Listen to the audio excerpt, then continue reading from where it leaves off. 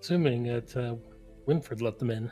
No, they met me here once I had sent word of this discovery months ago. They'd found their own. Assume there's another way out where it leads to. I have no idea. I've never been there myself, but Yeah, we caved that entrance in. I mean, unless they dug it out. yeah, this place was pretty important to them. Sound like so. I'd imagine that the cave-in wouldn't stop them for very long. Suppose Why? we could go check that out.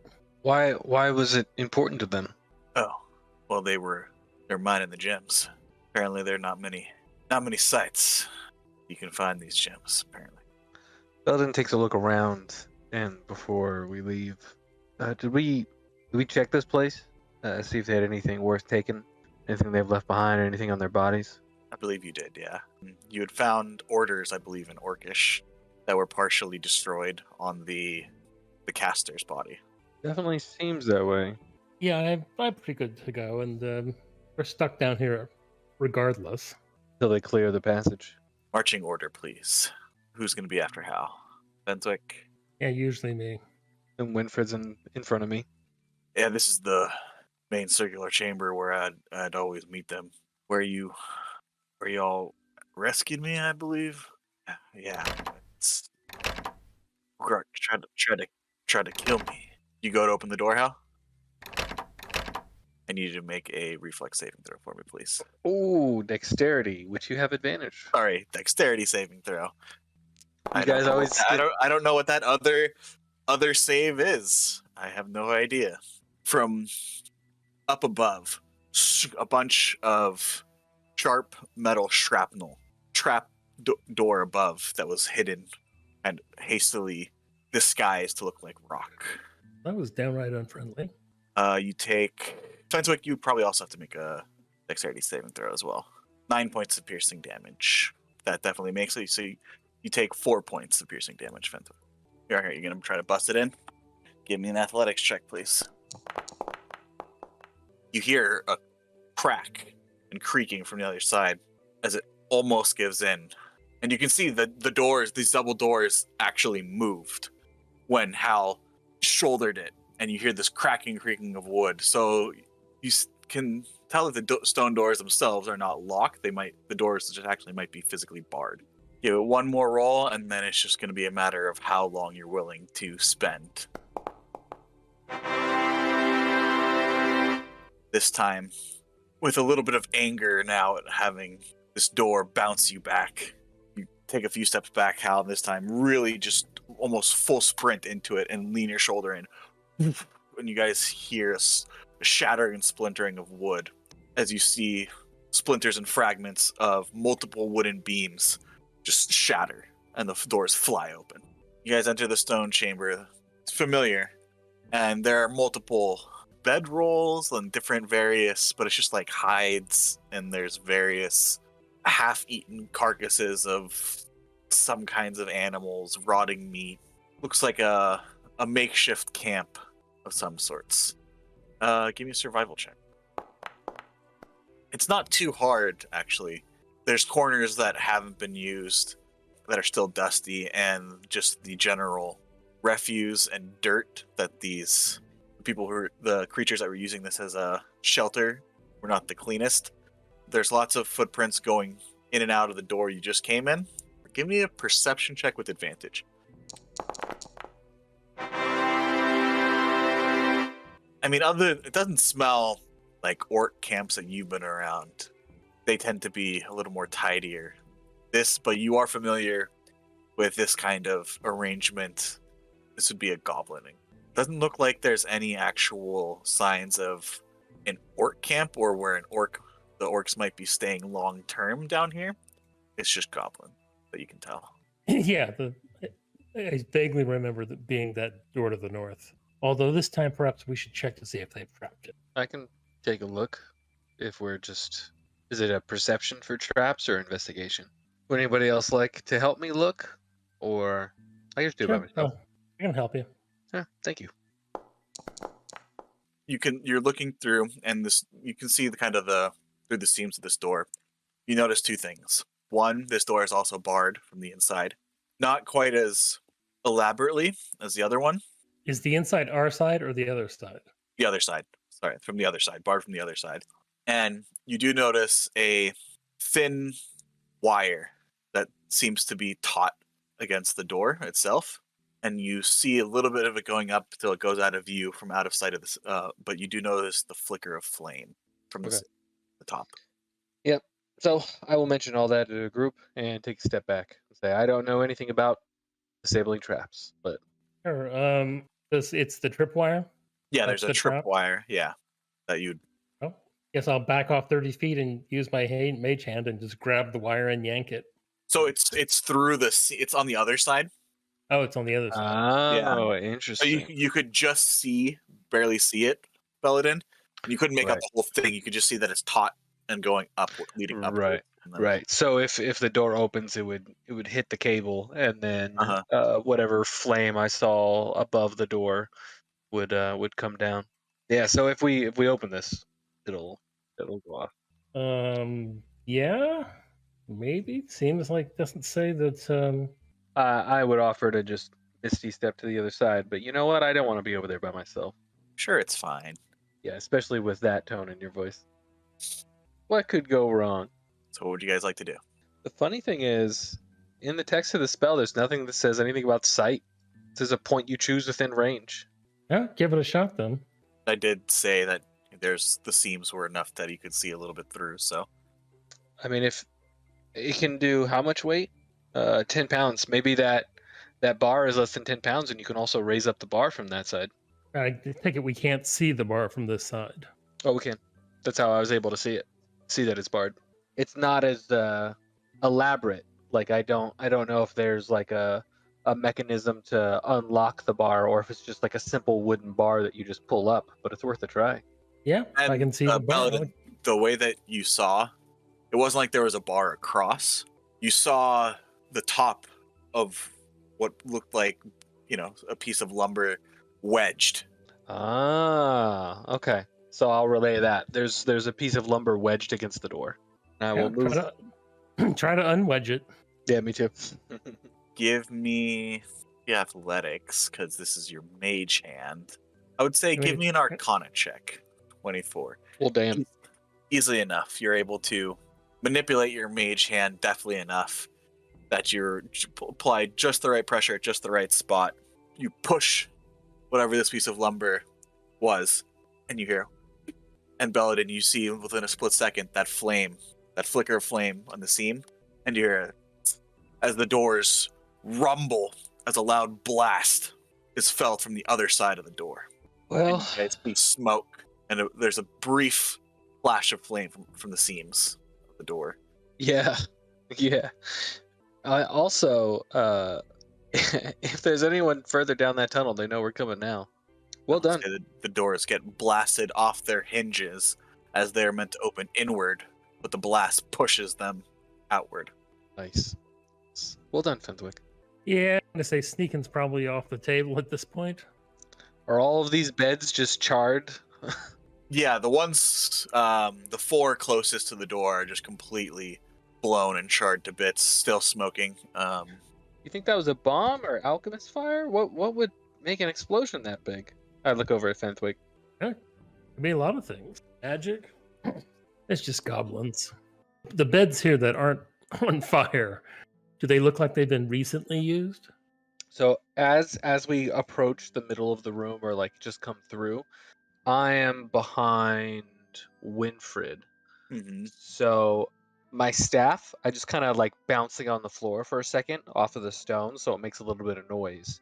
And if Fenwick and or Hal look over their shoulder at me, I'm gonna point to the far back of the room here and say, "I hear movement."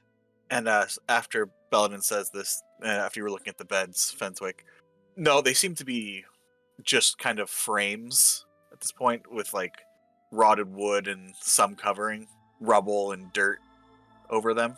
Al is going to say in his best Orcish, "Get your ass out here." Give me an intimidation check with advantage. That's a 4 on double 2s. Oh my god! Nothing comes out. How many? Do you have any luck left for the day? No. Oh! I mean, that should have brought him out. I mean, I know I was yelling a lot earlier, so my voice is my throat's a little sore, a little raw, a little hoarse. So, I tried to go, get out here. It kind of came out like that. You squeak a bit. Yeah. Let me go look, and I'll creep forward. As Hal's creeping forward, Belladin does druidcraft and makes like wind. It's harmless, but just wind move under the bed to see if anything happens. Such as falling leaves, a puff of wind. So there's just a puff of wind that hits the bottom under there to see if it makes any noise or anything happens. You just hear the slight shifting, Belladin, of movement Okay. after the wind. Okay.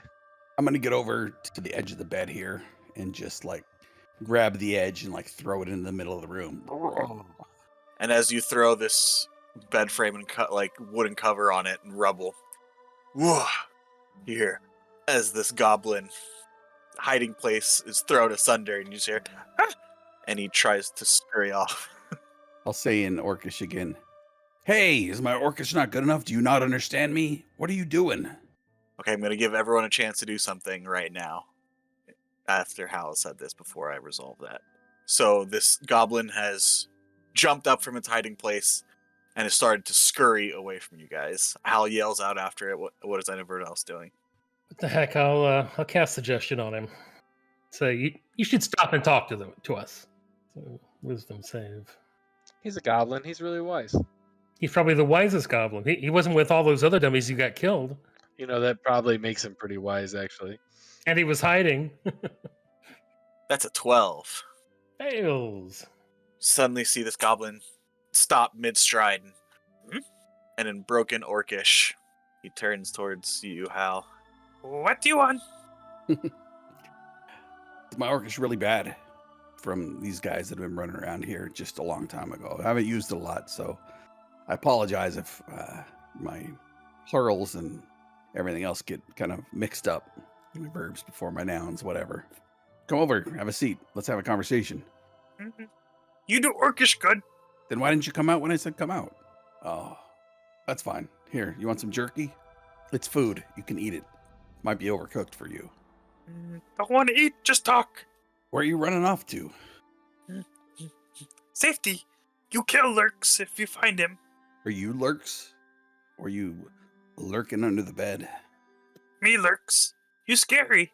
I mean, I haven't had a shower today, so I can understand I can be a bit offensive. But I have a question. The orcs, right? Guys who speak this language, they come through here recently? Mm-hmm.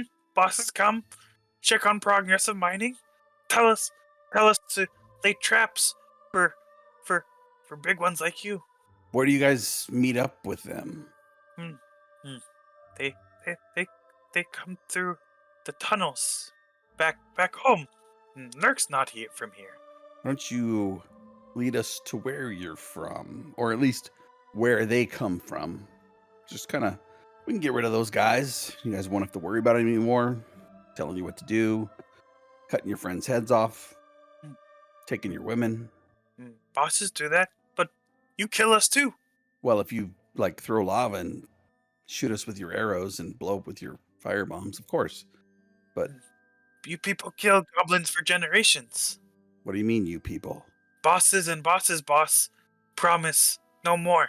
Does he have any outstanding markings on him where I could recognize him from a different goblin? Big chunk of his nose that's kind of missing. Nice. Okay. How about you take us to where they meet with you and tell your friends that we're not going to do anything to them. You just point us to where the orcs come in from, and we'll take care of them. And provided you don't bother us or the village, we can all live together as a happy family. Lurk's confused. You want to go to Lurk's home, or you want to go to the other side? Well, wherever the orcs come from. Okay. You have a lot of that jerky? Gonna take a while through the dark. I look back over Fenthwick. What is a long time? And yes, I have a lot of the jerky, but what's a long time? Few days through Underdark. It's back to the way home. Then we have to cross the ice. You're not from around here? You're from way over there? I'm from across the ice. You look like one of them. So kill Lurk's family. Hey, And he says he's pretty much says that he's from the spine. Orcish word for they call it the spine. is there anybody else here in this vicinity, like around here? Like, is there another place where you guys are eating and sleeping, or did you guys all go back home, or? We don't get to go home till job done. Boss's boss need gems. So we mine. And mine. Lurk's getting tired of mining. Look back to Fenthwick. I mean, I don't think we're prepared to go through the whatever the hell he called that place, the underground. The Underdark for days? Yeah, maybe not just yet. Do we find out where the mine's at, and like we did last time? I don't follow. Find out where they're mining this time, since we caved it in last time, and do it again. Oh, I assume they meant they were mining here? Yeah, somewhere around here. Where's the mines around here where your bosses are telling you to mine? Is that close by? Not days and days? The parameters of your suggestion, as Hal goes to turn and have a conversation with you, the parameters of the suggestion have been met. And the goblin's kind of eyes widen for a bit, and he shakes his head, and his eyes widen even more. And he turns and he's about to bolt. We stop him or let him go? So he gets. I mean, 30 I can't stop feet. him. Or chase him. Oh, he doesn't understand me. Yeah, I understand those words. As you guys deliberate, he is using his full action and bonus action to just run. Oh, goblin. Nope, I'm still faster. I was told to chase. I would have gone 110 feet that first round. It's a similar tunnel to here. You're 110 feet down this tunnel, and you see, well, you don't see, you're too busy running after the goblin, but he is running pretty fast, but you're faster. And you just get ahead of him. What would you like to do? Actually, you know what? We're going to roll initiative between the two of you. I'm like, I've used my action to dash, so I shall do nothing. I am a goblin bully. Oh, and he's faster than I am. So you get in front of him. He is going to, knowing that you're faster, he's not going to disengage. He's going to run past you. So we'll put you down this tunnel. You get attack of opportunity. Can you attempt a grapple as an attack of opportunity? I'm not going to do it. His acrobatics is going to be too high. I'm just going to punch him. This isn't going to work. Yeah, 25 hits. I will tell him to stop. And I'm going to say, do you have any key points left? if we short rested, then yes, I do have key points. I did not realize I had key points, so yes, I would definitely try to stun the boy. I was going to say, we did take a short rest. So you should have all of them. Natural 19. That happens. As the sheer adrenaline coursing through this goblin's body, like, you hit him in the right spot, and you know he should be stunned, but, like, the fight or flight is too strong in him right now, and just through pure adrenaline, he just pushes through it. And you imagine, like, you could almost hear some things tearing as he forces himself to move, but he's pushing through it, but he will take that's 6 damage. That's 6 damage. We'll run all of his 90 feet. And he will run 90 feet from you. So he is 90 feet from you right now. He'll have much choice. You know what? I think I'm just going to be crazy. And I'm going to burn a key point to Step of the Wind. So that I can dash as a bonus action and catch up with my full action. So you're able to bonus action dash. What's your movement? 50 feet, right? 55, yeah. So you can easily catch up to him with your bonus action, even at his full turn to get away from you. You still, Core has booked it down this tunnel. He is 200 feet down into this tunnel now. This is originally where the cave-in was, where you guys collapsed the tunnel, and it turns here. He ran through it even before. I mean, we're not going to be able to catch him, but we're running and dashing. Yeah, so you guys would be This was 2 rounds, so you're still probably like 100 feet back, 120. Yeah, because we're only running as fast as the goblin. Hal, you got 160. Hal, you're probably like 80 feet from them. Holy heck. The rest are a little bit further back. But, Core, you have your action still. Still your turn. All I can do is rinse and repeat, right? So, that's a 19 hit. I mean, you could try to grapple him now. I could, but I'm assuming his acrobatics is way Okay. higher than my athletics of -1. Not really a hugger. A 19 definitely hits. That's another key point. It's for another 6 damage. Really? Really? That's how you feel? Wait, that's why you get punched twice. That's why you get punched twice, because you're acting up. Stop acting up. This goblin really does not want to be caught by you, Core. Go to sleep. Stop it. For 10 damage? Or that's 9 damage. 9 It's damage, another right? it's another 9 more damage. Yeah, so it's You punch him as hard as you can. This time with your strike right in the solar plex. You hear a crunch of bone as you see blood cough up as you all catch up as Lurks with an eye.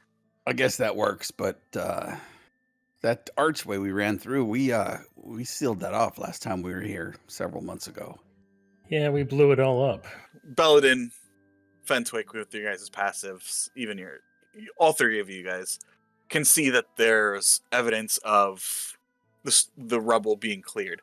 You see boulders and large pieces of rock placed on the sides of the tunnel, and not randomly, like methodically. I wanted to ask him if the bosses watch over them when they mine, but I guess we'll find out. If we were within 60 feet when he hit him with that final blow, I could have healing worded him. You are not. You are actually further. Okay, good enough. They were he ran his full 180 feet. Oh, and right, caught yeah. up. Yeah. But you guys are much past the where you Yeah. caved it in now. So Look over to Fenthwick. Shall we just continue? Down this tunnel? Yeah, that's interesting, right? Because, like, we pretty much know, based on your conversation, that this just goes into the Underdark. So without a guide, Yeah. you can get totally lost down in the Underdark. Okay, I agree with you. We'll go back the other way. You know what I could do is in the morning, before we leave, I could like manipulate stone and like block all this off, and then when we come back, if we want to come back this way, I can remove the stone. Well, we blocked it off. I mean, that was a shit ton of rock that came down last time. So if they got miners, they're just going to clear it out again. Damn. But it will slow them down at least. I can do as much as I can before we leave, and then that'll at least it'll take them a while to get back through. So we know we have a clock, but at least it's better than them just returning. But he said that it takes them a few days through the Underdark to get back home, back to the spine. That's a long ways overland. to get to the other side takes a few days, and then you have to cross the ice to get home. Gotcha. Well, at least we know it exits out here if we need to come this way instead of having to go all that hotty-toddy.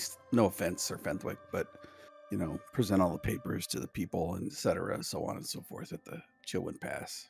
I do feel like this is an important, like, hey, this is a way to get through the other side of the mountain. Actually, now that I think about it, we do have that wand of pathfinding.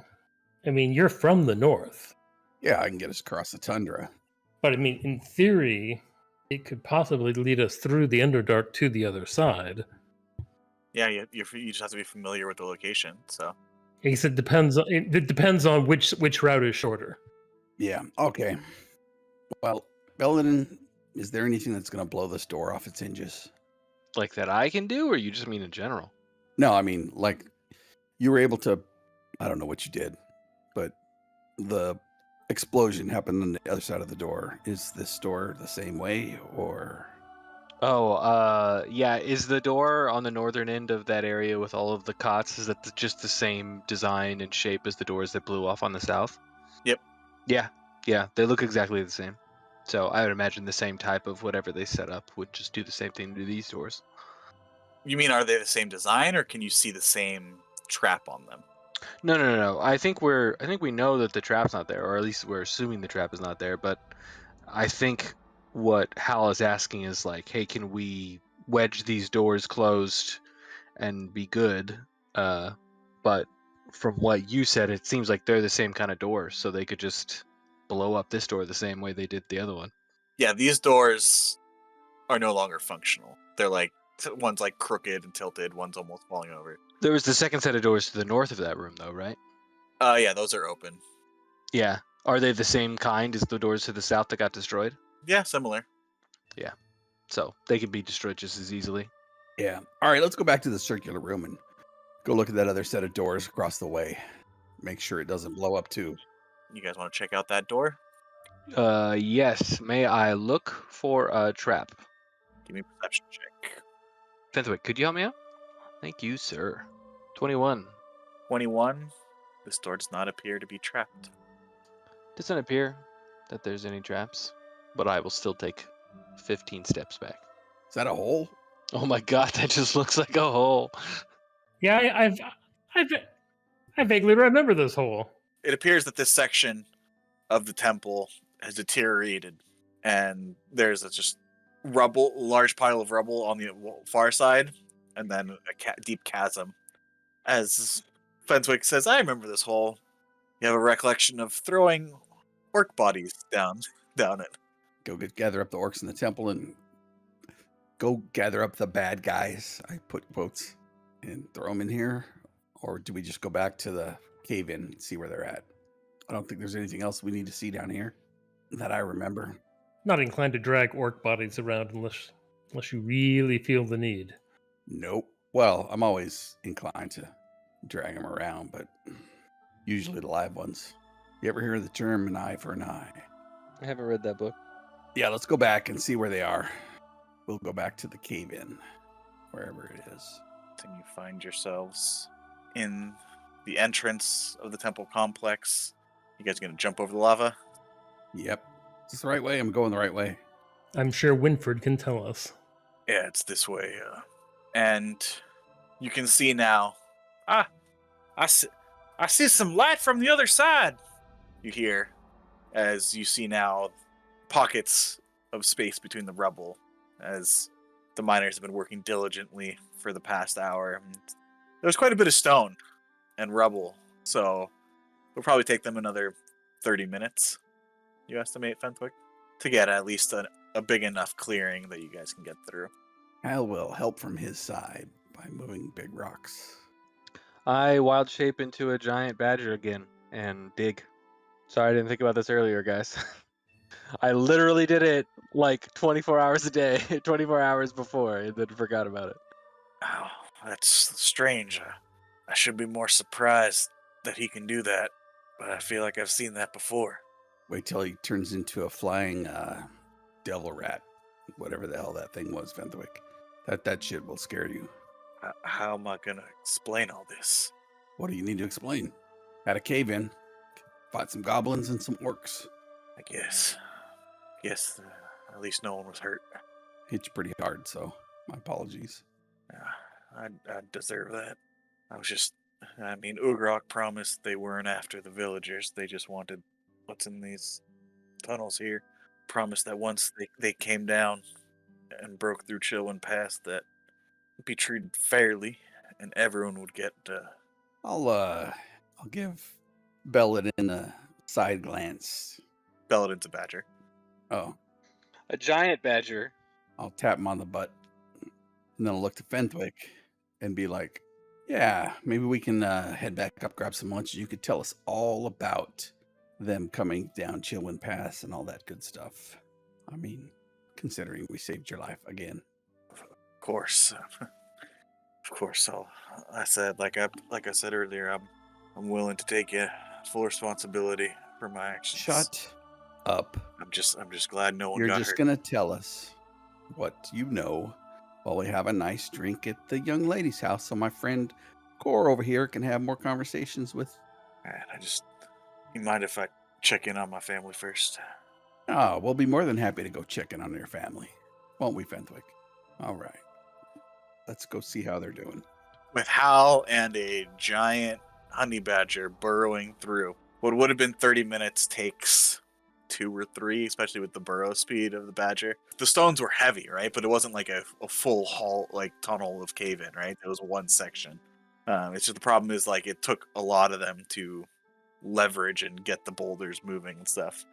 But with a giant honey badger and Hal, you guys make short work of it, and within, I would say, just 2 or 3 minutes, you have a clearing enough. Oh my god! So I see them panic, and I instantly change back, and it's just a Belladin covered in dirt. You burrow through and you make this clearing, and you're grinning, right? Because you're happy. But all they see is this giant honey badger baring its teeth on them, having clawed through this like hard stone and rubble that had taken them better part of an hour to try to clear some of it. And just this fang-bared honey badger. 2 that were in like the lead, handing off rocks to the people in back, stumble back. Oh my god! And those claws have to be at least like 2 feet long, at least. Oh my god! I never realized how terrifying this is. Okay. One is able to catch himself. The other stumbles back and twists, catches on one of the rubble, and you see him full on like falling down the stairs, tumble down this pile of rock. Oh my god! I change back. It's a bonus action, and it's just me covered in dirt. He's gonna take some damage from that. He's gonna die from that. He's not gonna. He doesn't die. Paladin, you do hear with your passive perception a snap of a bone, though. It's probably Daryl. Is he he broke another bone? That son of a no. Is he within 60 feet of me? A healing word him. Oh, my leg, my leg. Yeah, 11 points of healing. I swear, I just saw my leg sticking out from. Daryl needs to go work at a bakery. Yeah, that's not traumatic for life. Damn it, Steve! No more drinking on the job. Speaking of, it's got to be at least lunchtime. I could go for some more of that ice cold, fresh goat's milk. Did we have, or was it just tea? I don't think they had goats. They didn't have goat's milk, unfortunately. That's right. Doubtless Paladin wants to become a goat. Oh God. Hey, I would still be a guy, so I would not be milkable. Daryl helps Steve get to his feet. I don't know what you're talking about, Steve. You're fine. On that note, I look at Fentwick. I'm like, Fentwick, can you polymorph? No, don't know that one. Yeah, because I mean, if the gender stays across, then we could just change a willing woman into a goat. Hal shakes his head and walks towards the exit. The rest of the miners are just looking on, very confused at this conversation. Yeah, it's got to be so weird. Don't think I'll ever quite understand magic folk or city folk. Yeah, I think getting that acquiescence on that polymorph that's more charisma than I have. Well, we're glad you are all okay. I mean, Mr. Winford, you kept telling us that this part of the mines were dangerous and they're cave-ins. We didn't even know that this passageway existed, but glad you're all right. Well, thanks for coming to get us. You see them carrying like lanterns, oil lanterns, as torches would not be practical in a work environment. Too dirty, too don't last long enough. But you see them start to look around and, oh my God, this is Mr. Winford, is this more? That's right, Daryl. This appears to be more veins of true silver. He wasn't kidding though; it was dangerous. Yeah, but we can. We could brace the walls here. We can. I mean, Phillips knows. I mean, never had any official learning, but he's no slouch when it comes to making structures. And I mean, he did a good enough job with the rest of the mine. We could shore this up nice. I mean, we'd be rich. I mean, does Sir Giles even know about this place? Yeah, he knows that it's dangerous. Why don't we talk about that more a little later, Sir Hal and Sir Fentwick's? I think they wanted to get something to eat. Mm-hmm. Yeah, that's about right. Like I said, Philip aside in his engineering, almost do air quotes, this place is still dangerous. We never know when another cave-in might happen. So why don't we get back to normal operations for now and head back up? You see them all kind of take another moment and just like taking the lanterns against the wall and seeing the shine of the true silver ore, and then you see every now and then a shimmer of blue. It should be noted that the blue lights you see are dangerous, and we had to kill many a creature in our time north of here, so each of you should be careful about wandering too far in. Creatures? What? I mean, what kind of creatures? Well, I think we have it on good authority that these tunnels connect to the Underdark, so let your imagination run wild. Storm chasers, you find yourselves out in the fresh, chill air on this winter day. Probably. Yeah, because you went pretty early to the manor and then came here almost right away. So I'd say it's just afternoon. Some would call it late noon. Sit down and I'll make sure that we're kind of by ourselves in the tavern area. Okay, so you guys are going to head back to the Ale Spring Inn? Because right now you're literally just in front of the mines right now. Yeah, I think we're going to head back because I want to hear what Winfred had to say about. They said that once they go back down through the pass, everybody's going to be treated the same. And I'm like, what? What you mean? Tell me more. Because orcs are so well known for their egalitarianism. I'm still covered in dirt, so I'm just gonna pleadingly look at Fenthwick as we walk, and like, please help me. Why don't you just fly around and shake it all off? Fine. I clean him off.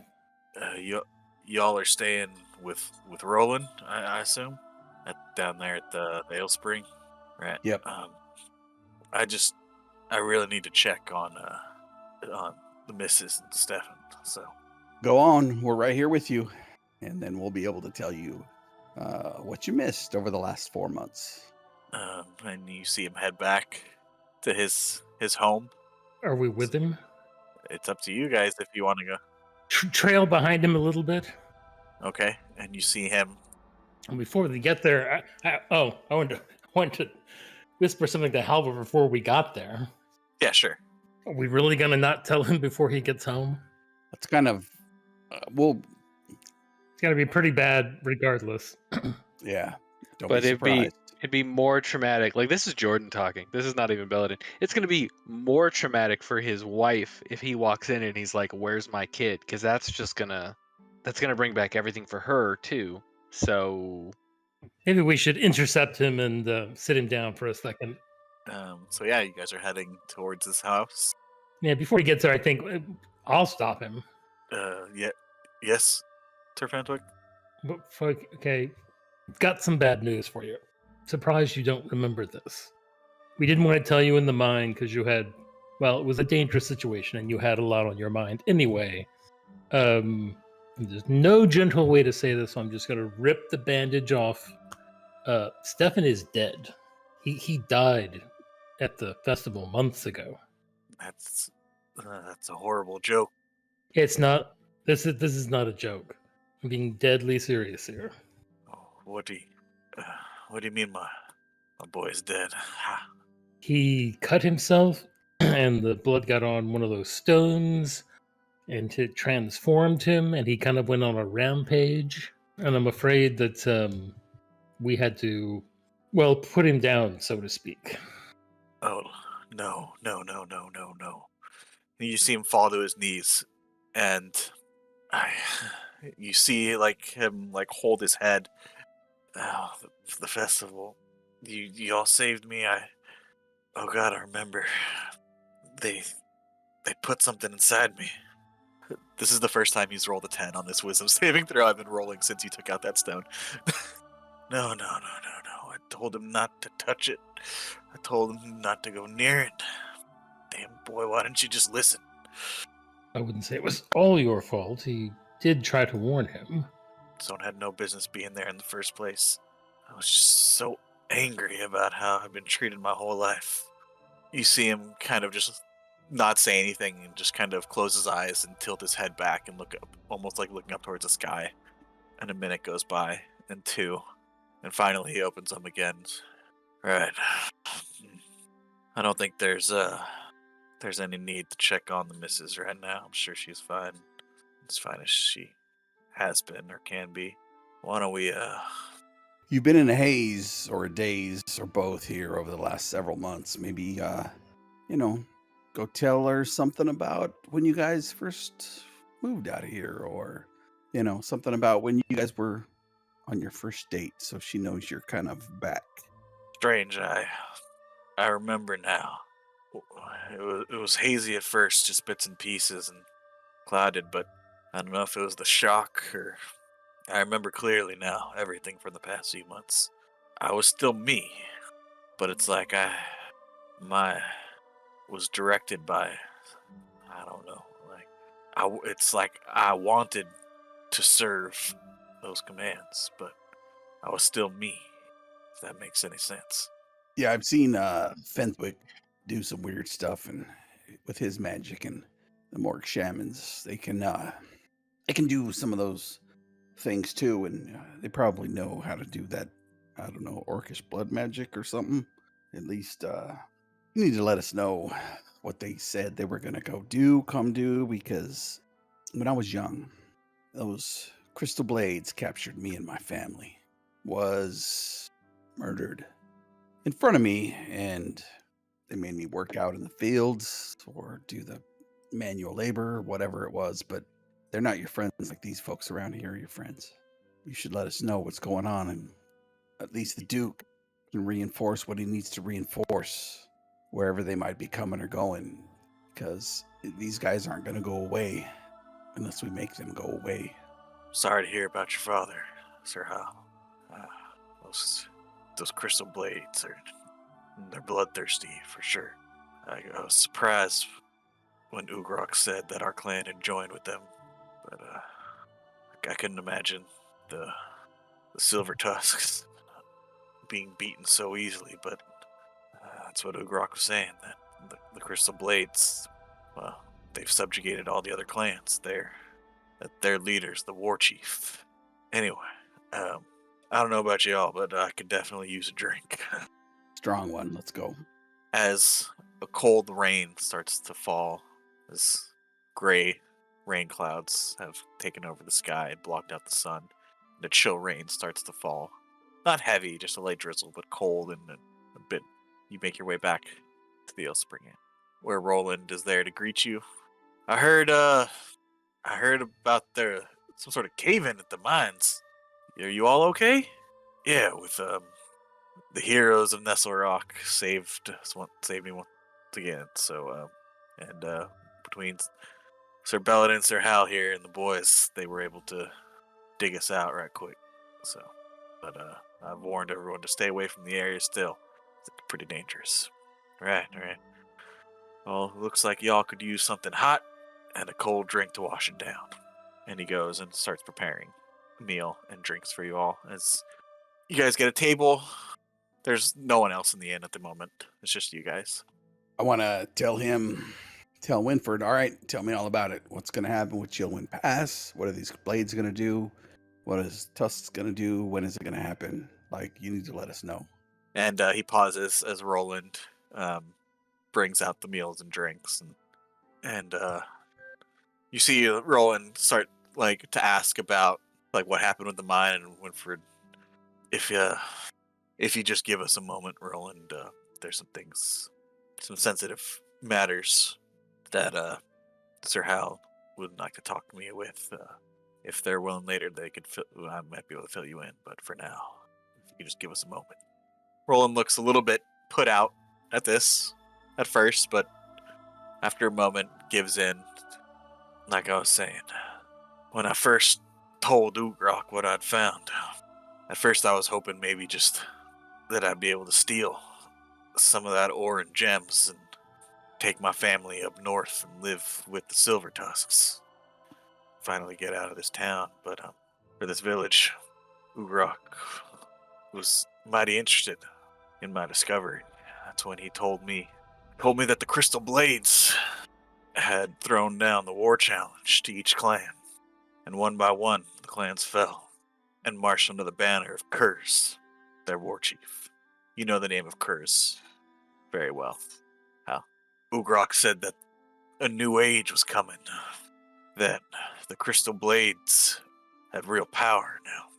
Power not only to rally all the clans, the whole North would be under Orcish rule.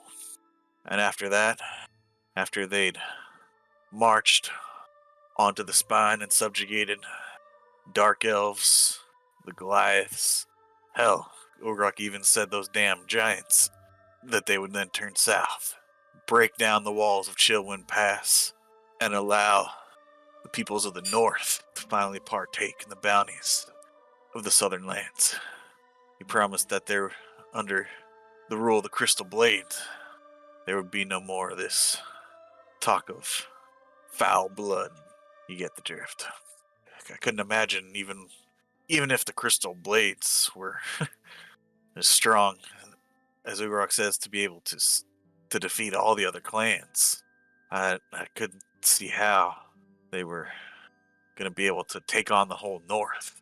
But he said it was with the help of the very gems that I told him about. Did he give you any hint as to how successful they'd been, what the timeline was, any of that stuff? The last clans finally either fallen or were made to oath of fealty under curse. They'd been up north in the spine, waging war against the Dark Elves there. They said that once they were finished there, then they'd be marching south. So they've defeated the Goliaths and the giants and all that stuff. Not sure.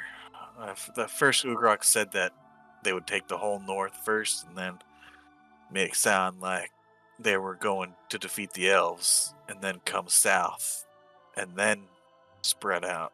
I'm not sure how much Ugrok really knew and how much he was privy to.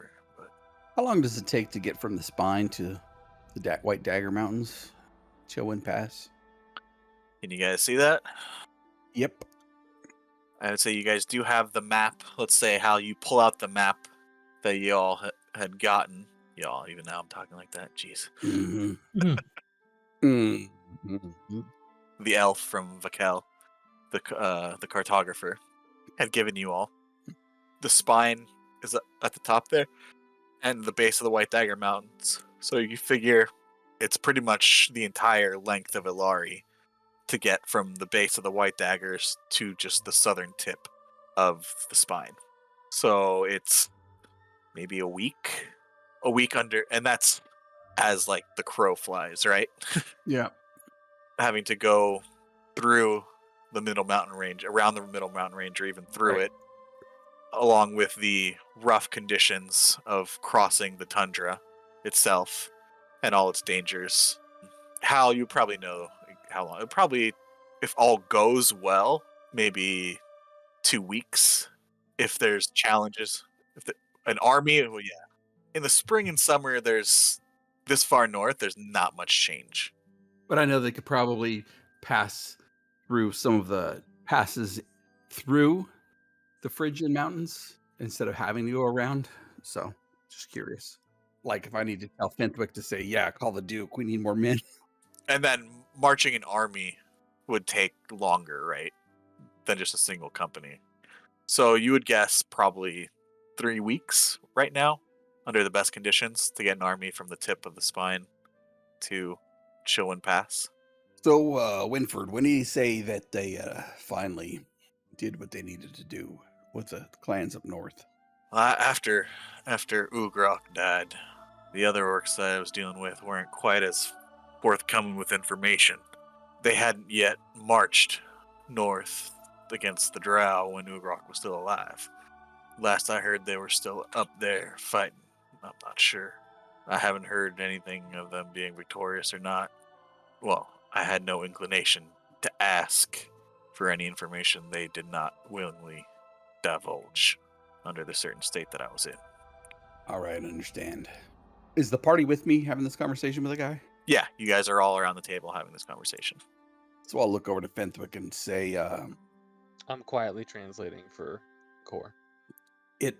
I'm not sure how, it could have been, it's been a little while since Ugrok, but they could be here within a week.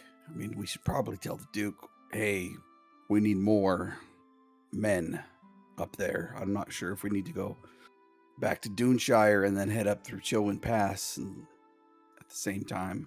You've already called the nuke, right? And told him about the druids or whatever the hell it was that we were going to tell him. Yeah, I believe we informed him. Yeah, that's what I thought. I was under the impression that the Duke had some knowledge. I mean, seems like they've been reinforcing Chilwyn Pass for a while. Yeah, but it's going to take them. I mean, they could be within a week, 2 weeks out. I mean, maybe he knows. I don't know. Maybe he knows. Where do we go from here? Do we go back to Duneshire? Well, remember, the Duke isn't in Duneshire. Do we pick him up? Pick her up, pick them up, head back north towards Chilwyn, and wait for the pass to clear? Or do we stand there and fight, or what? What do you think we should do? If the goal is to get into the north as quickly as possible, well, I don't know. How long do we think it is before the pass clears? I think it's this time of year, it's 3-4 weeks. What they said last time. Then the fastest route would probably be to go back into the mines and go through the Underdark, since that apparently empties out somewhere on the other side of the pass. Yeah. All right. I got to think about this a little bit. And I was going to get up and kind of walk outside and head towards the highest small hillock in the town and kind of scan the horizon for a snowfowl of some kind, just to see if anything will ever come around. Okay, and you actually head back towards the mine area, and you go off one of the paths there, and it's kind of one of this rocky out jutting on the mountainside there. And give me a perception check, please. That's a 6.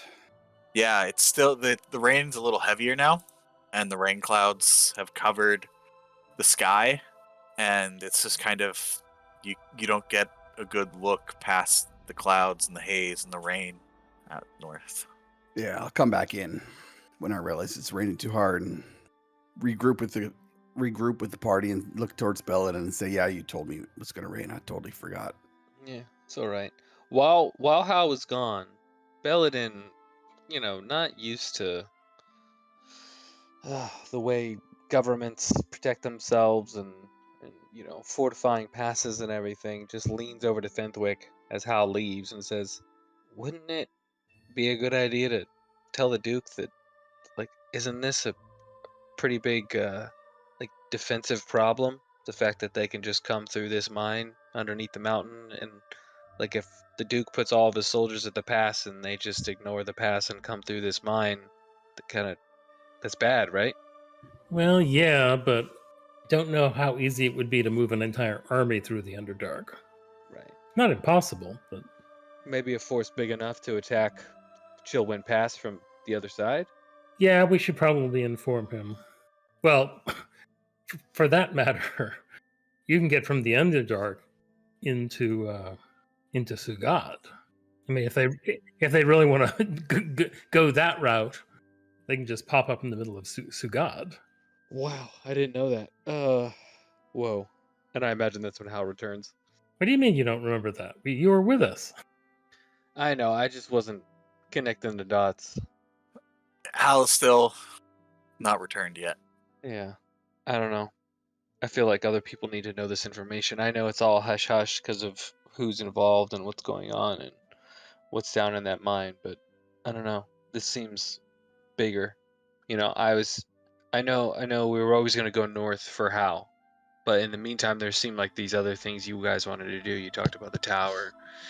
You talked about, different things in the south that we could go take care of in the meantime, but this seems to be far more pressing. Well, if there is an army marching, I mean, a giant orc army descending on Chilwyn Pass, it might take more than the 4 of us to stop it. Yeah. I mean, you are very scary as a giant mole, but It's a bad. that is pretty terrifying as a badger. But Yeah. And at that moment, Hal walks back in Mhm. to the Spring Inn, looking contemplative. Yeah, you said it was going to rain. Oh yeah, finally started coming down. Yeah, it was really coming down up there. I'm not sure what we need to do. I'm torn. It's like my other friend down there in Duneshire, and My family's up north, and I haven't heard anything. Well, I mean, I assume they've reached the fortress at this time, but I'm not sure. I haven't heard back. Let me see how many charges I have on my staff. I think I can do a locate animals. Would you like me to go check the way I did last time? It's raining pretty hard. Oh, I don't think I don't need to see. This is more of it's magic. Well, I mean, not for you, but for the birds flying around. Oh, right, to find you, that would be a problem. That's all. But hell, you can do. Yeah, that would be great.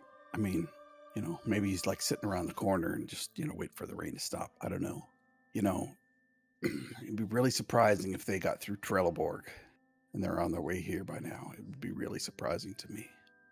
I'm gonna expend 2 charges from the staff of the woodlands, and describe or name a specific kind of beast or plant. So I'm gonna describe a winter fowl, like he's looking for, and see if I can locate a winter bird within 5 miles of our location. You go and cast your spell, and you feel the magic pulse out from you. You feel the rain hitting your face, and then that starts to fade as you're focused solely on this magic, this pulse emanating from you. The rest of the world falls away, and you feel this kind of probing inquiry in your mind expand further and further. And then suddenly it focuses in, and you look up. Give me a perception check. 14. 14. You see just a shadow of sunlight going through. You still can't make out what it was.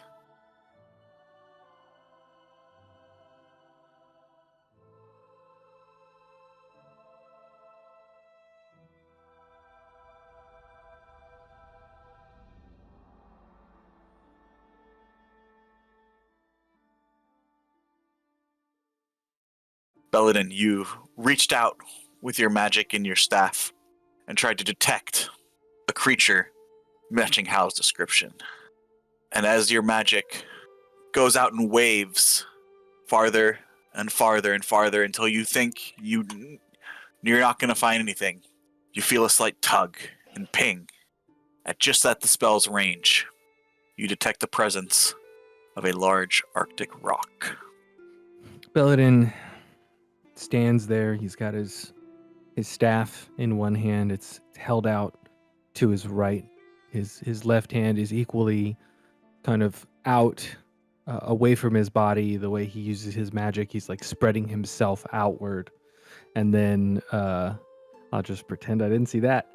And as he gets this connection, his instincts as a druid, he feels the bird just as much as he like senses it with his magic, and he feels the wind, the biting cold wind in its feathers, and the moisture against its beak, and for a moment his arms start to move like he's on the wind as well, and then he brings them back down, and a smile touches his lips just for a moment, thinking about how he spent so much time in the earth recently as a giant badger, and in the caves and in the mines, and what it'd be like to fly, and maybe that's what he wants to tackle next. And then he shakes himself off and re-enters the tavern and the inn, and looks for Hal. Where would I find Hal? Probably still sitting in the tavern, just relaxing with the rest of the group, probably. Well, Belladin comes over to the table. He motions towards the young woman who works here and says, "Well, I feel like I haven't done this yet, but I feel like now is a good time. I'd like to buy everybody drinks. What would everybody like?" More ice water. I'm not sure you need to pay for that. Have I ever seen you drink alcohol, Hal? I don't think so. Do you drink alcohol? I have, just not. Well, I feel like, besides us surviving the mine and also our recent activities in the Sentinel Forest, I feel like we have a reason to celebrate. So if you do drink, what do you drink? Usually something spicy and hot, you know. Honestly, when I was younger, we were out on the tundra, and that's really the only thing we did drink. So I kind of grew tired of it, but it's been a while. Okay. Core, do you drink? Are you allowed to drink? I don't know what the rules are where your monastery.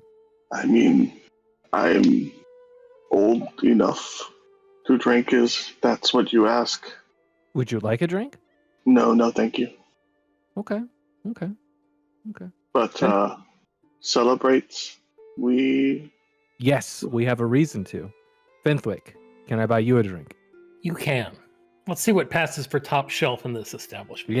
Yeah. So I'm gonna motion for the young woman who works here to come over so I can order. And Ravina comes by. Yes, Belladin. How can I help you? We actually have something to celebrate here at the table. What is if we were to order your finest blank? What would the finest blank be? Blank. I'm not No, sure. like I don't know what your finest ale, your finest wine, your finest liquor, your finest spiced whatever Hal has from the tundra. Oh, I mean, we've got some brandy that old Dolan makes every year from some of the apple harvest that we Nice. get. But I'll ask my father if he Well- has anything special. Whatever your finest is, we'll take 3 glasses. Core doesn't drink or doesn't want to drink. He's a good fellow. He doesn't drink too much. I'm saying all this in common. I don't know. See. There's always the back and forth of how much Core actually understands of common. So we'll see. We'll see what he thinks of what I just said to her. Oh, is there anything I can get you, other core? I mean, water is nice. right, sure. Thank you. So as she leaves, Belladin turns back to the table and says, "Well, I did the locate animals spell that I tried with you earlier, Hal. It was just barely at the edge of my ability. But I have to tell you, I've never seen an Arctic rock before. But man, they're beautiful. The way they dance along the air. It was too far to see. It was, I think it's about 5 miles is the distance, but it was up in the mountains. I don't know why would one be, this far south unless it was sent for you. Hal gets up quickly and grabs his stuff and says, "Show me." Oh, it was okay. I just stay inside the tavern and I just point in the direction that it was. Like it was 5 miles that way and it was so far away I couldn't even see it was up in the mountains. So I with the storm, because it's still raining, right? It's still like really coming down. Mm-hmm. Yeah, so like there was no way to see it, Hal. It was only because of my magic that I could even sense it. Hal doesn't hear you because he's running across the town towards the way you pointed. Oh no. He points to the northeast. Oh, I feel like I should have waited until after the drinks got here to tell him then. My bad, Bentwick. Halbar, once you get out there, you can give me a perception check, please. That's a 9. Yeah, with the rain coming down as it is, the cloud cover is just too much, and you're not able to make out anything. Okay. You think he's just gonna run northeast without us? Like, what do you think? Well, he ran out of the tavern. Oh, no, he'll be back. He'll be back for bed. And at this time, Ravina comes back. I talked with my father, and he does have something he's kept for quite a while. I hope this will be to your liking. And she shows you a kind of a rounded bottle, dark glass, and it has across it says Tookborough whiskey. Ooh, I had whiskey once before. I would say, Fentwick, you could roll me a history check. 13. You're not familiar with the name. May I roll an insight check to check her body language on how much this bottle might be worth. Like how she's holding it, how she's talking about it. Sure, go ahead and roll me an insight check. 15. 15. You're not sure the exact amount, but you can tell it is pretty pricey. Probably one of the most expensive things you can find in this village. Does your father I mean, I imagine he wants to keep the bottle, and we only need 3 glasses. I don't think we're going to drink much more than that. So I don't want to take all of your father's been keeping this for such a long time. So I've actually never seen him open it. oh. Well, I kind of feel bad about taking it then. Let's No. What good is it if it's not for drinking? Okay. It's not for looking at. It's for drinking. All right. And this is a drinking establishment. I have to agree with Sir Fentwick, and my father explicitly said that nothing is too good for the heroes of Nestle Rock. I'm going to lean over to Fentwick. Okay. I have a feeling that this might be the most expensive thing in this settlement. So That's not saying much. I know. I didn't want to be mean, but I don't know how much to give money-wise. Outside of anything that might be in Sir Giles's manor, of course. Right. Well, ask her how much then. Let her set the price. Okay. Well, how much is it for 3 glasses? Because that's all we need, really. Right. And as much as he would love to give it on the house, Oh no! he did say we have to charge, but Yes. we can give you a discount. Nope. Nope. Don't accept it. No. What we insist 1 gold per glass. I give her 15 gold. Her eyes go wide for a moment. This is far too much. Consider it a tip for outstanding service. The hospitality here and the welcome that you have given my new friends, my hopefully long-term companions, it's the least that we can do. I don't know how to thank you. Oh, it's really been my pleasure. And Belladin, with your passive perception insight, you can tell when she said that she quickly glanced over to Core. Oh yeah, she did. Nice. Then she kind of, puts her hair back over her ear quickly. If there's anything else, anything at all, just don't hesitate to let me know. I'll just be in the kitchens. Will do. Thank you. And I'll be right back with that ice water, Core. Don't worry. She gives a shy smile back and runs off into the kitchen. If Core watches her go, he turns back around, and Belladin's just got 2 big old thumbs up for him. Do they not have gold here? One thing I learned, my time all over this place, is that depending on the amount of people in a location, and this might be too mathematic, it's like directly correlated to the amount of wealth that people have. So if you notice, there's not a lot of people here. So usually that means they don't have a lot of money. So I guess the easy answer is no, they don't. Maybe we should leave gold on the dresser, like Hal said. Yeah. If you wanna show your appreciation. At this point, we switch back. The scene cuts back to Hal standing out in the rain. Hal, what would you like to do? Heading towards the mountain area northeast. You son of finding a no. animal path or footpath Oh my that leads god. me up into the mountains. I'll turn on my light and I'll start climbing or going up the path. Okay. Oh my god. Can I use 2 charges and cast locate Hal? You guys are waiting in the tavern with your drinks. So Hal, give me a survival check. 11. Whether it's the heavy vegetation of being in this environment, even in the winter here, there it's more lush than what you're used to on the tundras, or your excitement, maybe even anxiety of finally having the sign you're waiting for, it takes you a while to find a safe path up the mountain. I would say it takes you a good maybe 45 minutes. Mm-hmm. But eventually, you do make your way up even higher than the point you did previously, taking a little bit more risk this time. But I'm not even going to make you roll an athletics check. You were easily able to climb up parts of the mountainside, given your athleticism.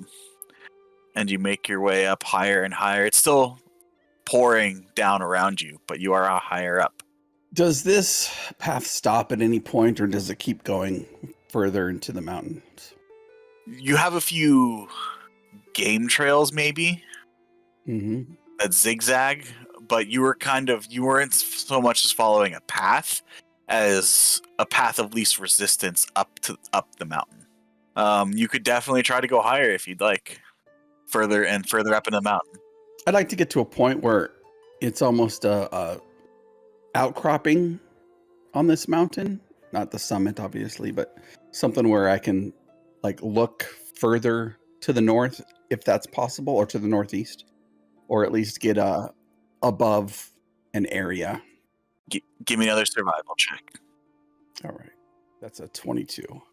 22. This time, maybe it's the clarity that the strenuous activity has given you, but your head is clear now, and you're able to definitely look up at the mountainside and say, okay, this is where I need to go.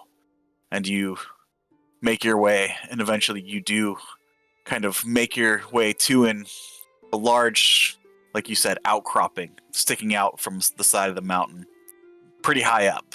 Think almost like, Lion King-esque, but like a boulder on the side of the, like the tectonic plates have shoved and then created this point jutting out from the mountainside. And you make your way up top there. And I think at this point, he'd take his necklace off that holds the gem of brightness, and he'll use one charge to make it flash in the direction that Belladin pointed. Not as to blind somebody, but just to make a bright flash in that direction. So you lift up your gem of brightness, and it flashes a brilliant light, and you have to shield your eyes even from it. The townspeople down below think it's just another flash of lightning. That's how bright it is. And you stand there, and you wait 2 minutes.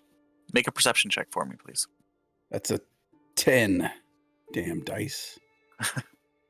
Another 2 minutes go by. You don't see anything. It's getting on to early evening now, I would say. You're probably like an hour from sun. How long does it take me to get me up here? I'd probably turn around if I'm going to be caught up here in the dark. Yeah, about 45 minutes. 45 minutes from the other point, and another 20 to 30 to get to this point. If he was gone for an hour, I would have left to go. Yeah, and it's pretty dark already with the storm clouds within the sky. It's a pretty overcast, dark gray day, afternoon and evening that it's turned into. So you figure by sunset, it'll get pretty dark here.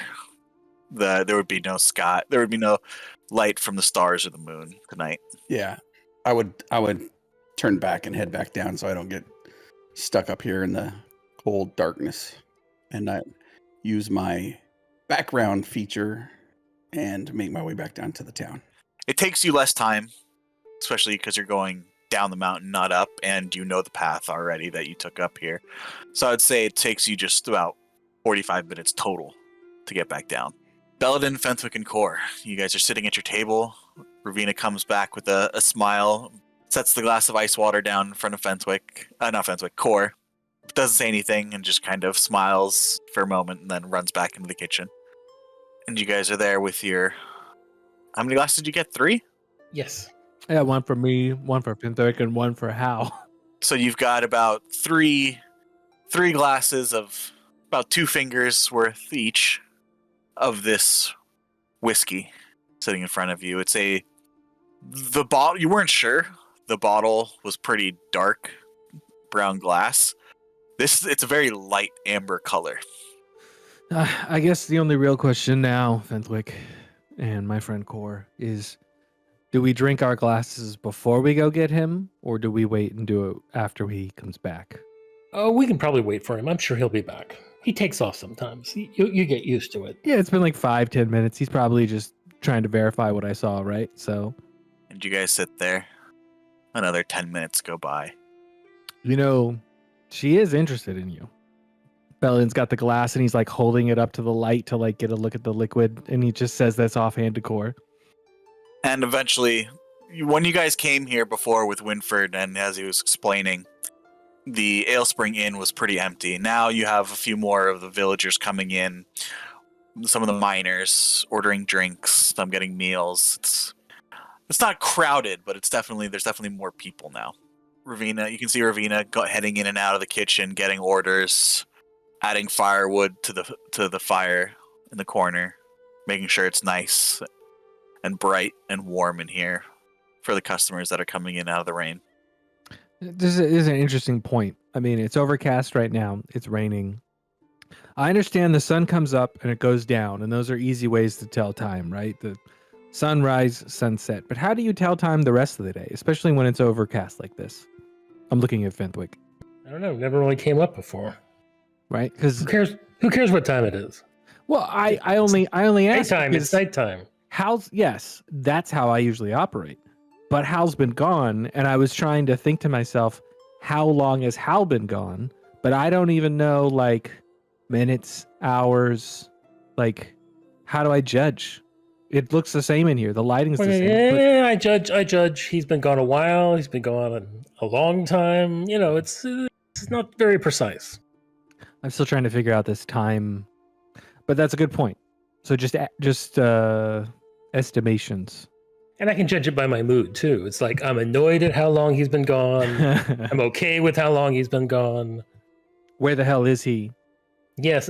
I'm curious where he went. A scale. Oh God. Oh God. What has he gotten into this time? You know, Right. There's measurement. At this point, Ravina comes back. Would you all like something for supper at all, or? That's a good idea. Actually, let's put our orders in, and then I hate to do this to you. You just poured this amazing whiskey for us. We're waiting for Hal, but he's left. I think we need to go get him. So could we put in our food order and like, could you hold this table and we'll get him and come back? Sure. We have some meat pies this evening. Sounds lovely. I'm good with it. I'm sure Hal would probably have two. 2 for Hal. So 1 for each of you then, and then 2 for Hal. That sounds about right. Yeah, and we'll be right back. I'll wait to bring another candle out to your guys' table. That one's almost Yeah, sorry. burned through. I use Druidcraft and I just make the candle go out. Sorry about that. No. I mean, that's what we have the candles for. To he's been gone for almost half a candle's worth. So Yeah, it's been a while. All right, well let's go get him. He probably is it as simple? Do you think that he just went in the direction I pointed because he wants to see where the bird is, the rock? I'm asking you, Fenthwick, because you've been with him long. Yeah. That's a good operating theory. If you both want to say, I can just go get him.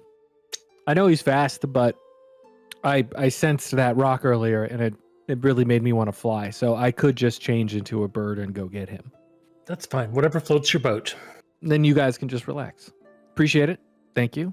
And you don't have to like stop other people from sitting here or make sure people don't drink this expensive whiskey. So it works for everybody, Ravina. Oh, I wouldn't let anyone sit here take your drinks, of course. We're not worried about it. Okay, so Belladin gets up, he goes outside, and it's dark, but if I remember correctly, Hal can't see in the dark, so he's probably using his gem of brightness. It's not it's not nighttime yet, right? It's just a dark day. At this point, you're probably like maybe 30, 45 minutes away. Yeah, until sunset. Okay, cool. So I get outside and I make sure there's enough room and I wild shape. And I go the direction I pointed and I look for my shining barbarian friend. You wild shape into a giant eagle in the rainy evening skies and take off into flight. Give me a perception check. Yes, sir. Okay. Keen sight. Am I using sight for this? I'd imagine so, yes. All right, then I have advantage. That's a dirty 20. Doesn't take you too long. Not like he was trying to hide. But as you're flying northeast towards the mine's entrance, but even further east eastern than that. In the distance, you see. At first, you think you just see movement, and as you fly closer, your keen eagle eyes make out the detail of a humanoid running down the mountainside. And then you get closer, you make even more detail, and you can see that it is Hal making his way back down the mountain. I do a eagle cry when I'm like 300 feet away. Hal, as you are making your way down from awaiting this Arctic rock, give me a perception check. 4. Oh man. 4. The heavy rain and thunder fills your ears, and the pounding of your own heart Mhm. as the blood courses through your body as you exert your muscles to quickly take you down the mountainside. You do not hear anything. Yeah, probably got my head down too, just watching where I'm going. Yep. Watching your feet makes sense. You're going down a mountain. But you two are rapidly approaching each other. I'm going to come up alongside him. Like I see him, so I'm gonna go down, and I imagine I'll swing around and then parallel him about 15 feet off the ground and 15 feet away from him on his right, and just pace him. And then every once in a while, I'll do another eagle scream until he freaking notices that he's running with an eagle. I would say you're not trying to hide, so it's not like Yep. it's not like he doesn't notice you at all, right? But Mhm. Al, you're running down, head down for a moment, when suddenly you see movement out of the corner of your eye.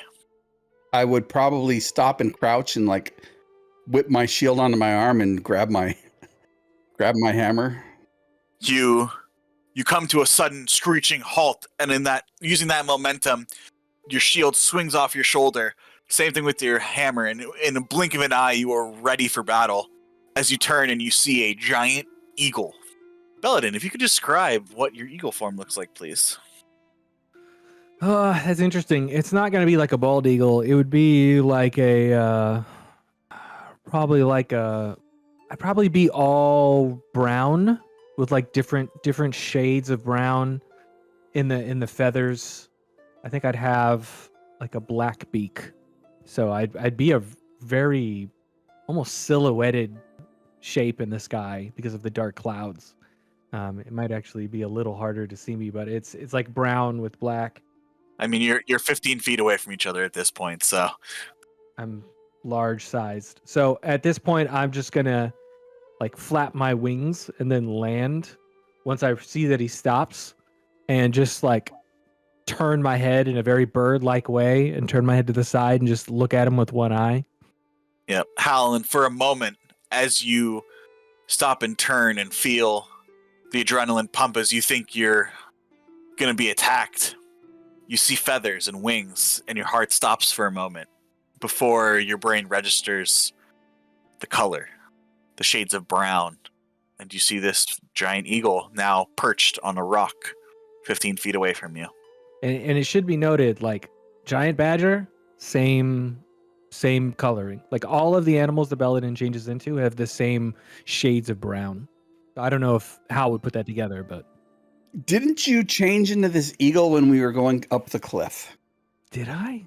Yes. Then yes, you've seen this eagle before. Mm-hmm. How far are we from the town?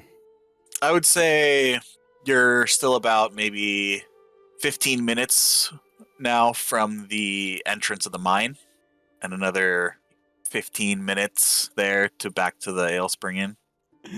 I would approach Belladin. I would probably grab a handful of feathers and point in the direction northeast and like jump on his back and try to tug him northeast. Yeah. Oh no. Well, I can't speak in this form. Yeah. So my passive intuition is insight is still really high. So I would see the recognition in his face. And he'd come over and he'd grab some of my feathers. Like I'd instantly like turn so that way he could mount up, because I did come to pick him up. But as soon as he like starts like motioning towards the northeast, The bird's head is gonna almost twist around all the way. He's not an owl, so he can't do that. But then it's gonna shake and then motion with the beak back towards the town. Hal's still gonna like be pulling you northeast. Obviously, you don't have to go northeast because Yeah. But he's gonna be like, yeah, let's go. So Belladin jumps as a giant eagle off of the rock that he's on, Hal on his back, and takes to the sky, quickly gaining height, and to maybe give Hal an opportunity to try and see the rock that Belladin saw earlier. So I'm gonna climb in a lazy circle. So like not straight up. I'm not trying to lose Hal, but like get a little higher and higher and higher. Not so high that we're gonna get struck by lightning or anything, but maybe high enough that Hal can try and see what I sensed before we head back to the town. Okay, Hal, give me a perception check. I would say with advantage, given Belladin's aid in getting you higher. 16. With a 16. As Belladin's eagle form brings you up higher, you can see it now. The silhouette of this pure white flying northward. And you look from the direction that it was, and it's pretty close now, actually. You can see that it's flying from the outcropping that you are at, flying back north. I would probably Yeah, don't jump off, Hal. I would probably expend a charge on the gem of brightness and try to not shoot it, but essentially aim the light in that direction. If he points at it and says there it is or something like that, I'm gonna turn towards that stupid bird. And you let off the gem of brightness, and you look towards it. And Belladin, with your passive perception, you can see that its head is turned the opposite direction for now, as it flies north and back up, not noticing the light this time.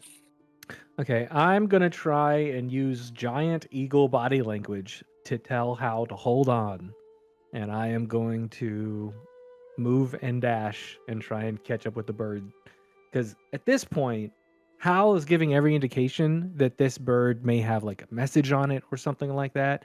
I really hope we're not going to have to fight an Arctic rock, because that would suck with just the two of us. But I will fly him as close as I can to either get its attention or what. I don't even know what he's trying to do at this point. Oh, dang. Same flight speed. Okay. What's your flight speed, 80. Belladin? Let me double check. I just looked at it, but let me double check. It also has keen sight, so it has advantage in perception too. Okay, so I picked a giant owl because it's 80, not 60. So the giant owl does have 80 feet fly. Owl or eagle? The giant eagle has 80. The owl has 60, but I didn't pick the owl. I picked the eagle. Yeah, the rock, it's 120. It's fast. Yeah, super fast. You do see it veer off, though. It's not heading completely straight north. And the sun is starting to set. And it's starting to grow darker. And the storm is starting to intensify. What do you want to do, Hal? Because Belladin can't talk to you. I mean, Hal would be like, follow it, but Belladin also knows that he can't see in the dark with his eagle sight, so. Yep. So once we start losing visibility, Belladin's going to turn around and hope that we can get back and he can explain to Hal that, like, hey, if it's here now, it should be here in the morning. Like, if it's sent here for Hal to interact with in some way, it's not going to leave. So let's try again in the morning. But for now, he does a slow circle and heads back towards the city. As the storm intensifies and lightning and thunder cracks around you all. But you do eventually make your way back towards the entrance of the mine, that area in the mountainside. Would you like to fly all the way back down to town, or are you gonna... Yeah, let's go all the way back. There's no sense in walking in the rain. You fly all the way back down, scaring the living daylights out of some of the villagers who are making their way, various business in the rain. Not too many. Another story for the city, for the settlement. And you land in the street right in front of the Ale Spring Inn. As there's one guy cloaked, hood up, like against the rain who is reaching for the door and is just stopped, mouth just open, staring at. I let out one loud eagle scream before I changed back into my druid form. He falls on his ass like backwards, like as he let out this eagle scream. I think I'll probably hop down and help him up, and then head into the tavern and go for the hearth if they have a hearth in here. They do in the corner. Ravina's been feeding it consistently to make sure it's nice and toasty. As the guy doesn't, still just mouth open, doesn't even follow you guys in. It's just standing out there in the rain, like. He would watch me change back, so I don't know how he would feel about that. No, that's why he's still just mouth open, just stand. This is not one of the miners. This is just another villager. So Belladin like holds the door open for him, like, come on. And if he just keeps standing there, he's like, okay. yeah, Like, he's just like, just blue screened right now. So Hal will make his way into the hearth and kind of nod his head at Fenthwick and say, yeah, we saw it. It's heading back north, but hopefully Bella can do his, and he'll make his wiggly fingers and say, tell us that it's going to be a clear day tomorrow, and we can head back out that way. And as he's stripping off his like pauldrons and his straps and his somewhat leather armor and wringing his hair out and doing his best Fabio as he gets close to the fire. How many women are in here? Do they need to roll, like, what would that be? Charisma saving throws? Yeah, it's mostly drunken miners. Oh, thank goodness. Thank goodness. Yep. Yeah, I'm going to be standing by the fire as well because I have to be soaked even though I was in a different form. Hal is definitely hugging Belladin half naked. Okay. I'm just like... Arm over shoulder, right? Around the shoulder. But I also have like this, I wasn't ready. So like the staff is kind of like stuck in between us. Yeah, it's a super awkward hug. Yeah. With my other hand, I'm like patting him on the back. Like, so, yep. Goodness me. Sir Hal, Belladin, Oh, sorry. We're making a mess. We just went up the mountain. just please, let me get y'all some blankets. Thank you. Fenthwick, could you bring those glasses over? Maybe we can have a little toast or drink or something while we warm up. What am I, your maid? Get your own damn glass. I've been sitting here waiting for how long for you clowns? I like motion towards the giant man holding me like I can't. Yeah, Hal definitely just has like a full-on bear hug grip on you still, not letting go. Yep. I'm not gonna expend another change into a giant black bear just to get out of this hug. No. I'm glad that we've seen it. Okay, so you wanted to go there really bad. So explain to me what the goal is. Does it have a message for you? Like why do you want to go to it? You see, when I told y'all, well, I was the last of my tribe, that wasn't really the truth. And we were captured by the Crystal Blade orcs, and I spent most of my young life in there. That's how I know how to speak orc and then summarily speak giant. But when we escaped, my uncle escaped, my dad didn't make it. They fled to the secret fortress to the north. He said, head south, find some capable warriors, learn from them what you can. And if you can, bring them north because a war is coming. So here we are. He said he would send me a sign. It's usually some kind of giant white bird. That's a little bit. No, that was massive. Like way bigger than my eagle. And after a moment, Ravina comes back with the blankets and here, and pulls up some chairs so you can sit right next to the hearth there. It's a pretty big roaring fire to heat up and warm this entire, kind of central room of the Ale Spring Inn. I can bring you the meat pies over here if you'd like to eat. I know Sir Fenthwick and Core might have already started. Would you like me to bring your meals over here? Yes, please. Has Hal let me go so I can sit down? Hal, have you let him go? Yeah. At this point, he would sit down and just plant himself right in front of the fire and kind of just stare into the flames and have that far off look while he eats some food. And you are eventually brought over a meat pie. And Rena says to you, Bella, I can bring a table over so you could all sit here together if you'd like. I'll raise a single eyebrow at Fenthwick and Core to see if they want to move over here. It might be too warm for them. They're not soaking wet. It's fine. Cora's fine with it. I'm fine with it. All right, yeah. Let's pull the table over. Sorry, we're reorganizing your entire.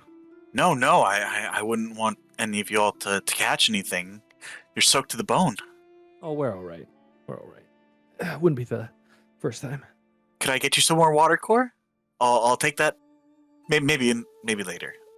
And you guys are sitting at a table closer to the earth. Fenswick and Core are on the opposite end of the table, a little bit further, so it's not quite too warm. While Hal is just sitting, staring into the flames. Can I have that drink now? Yes, by all means. By all means, it's a momentous occasion.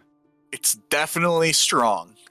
It's got a good kick to it, but there's a smooth finish, and it's got a distinctive smoky flavor to it. So it's pretty good rye whiskey. Helps warm you back up. So, what took you two so long?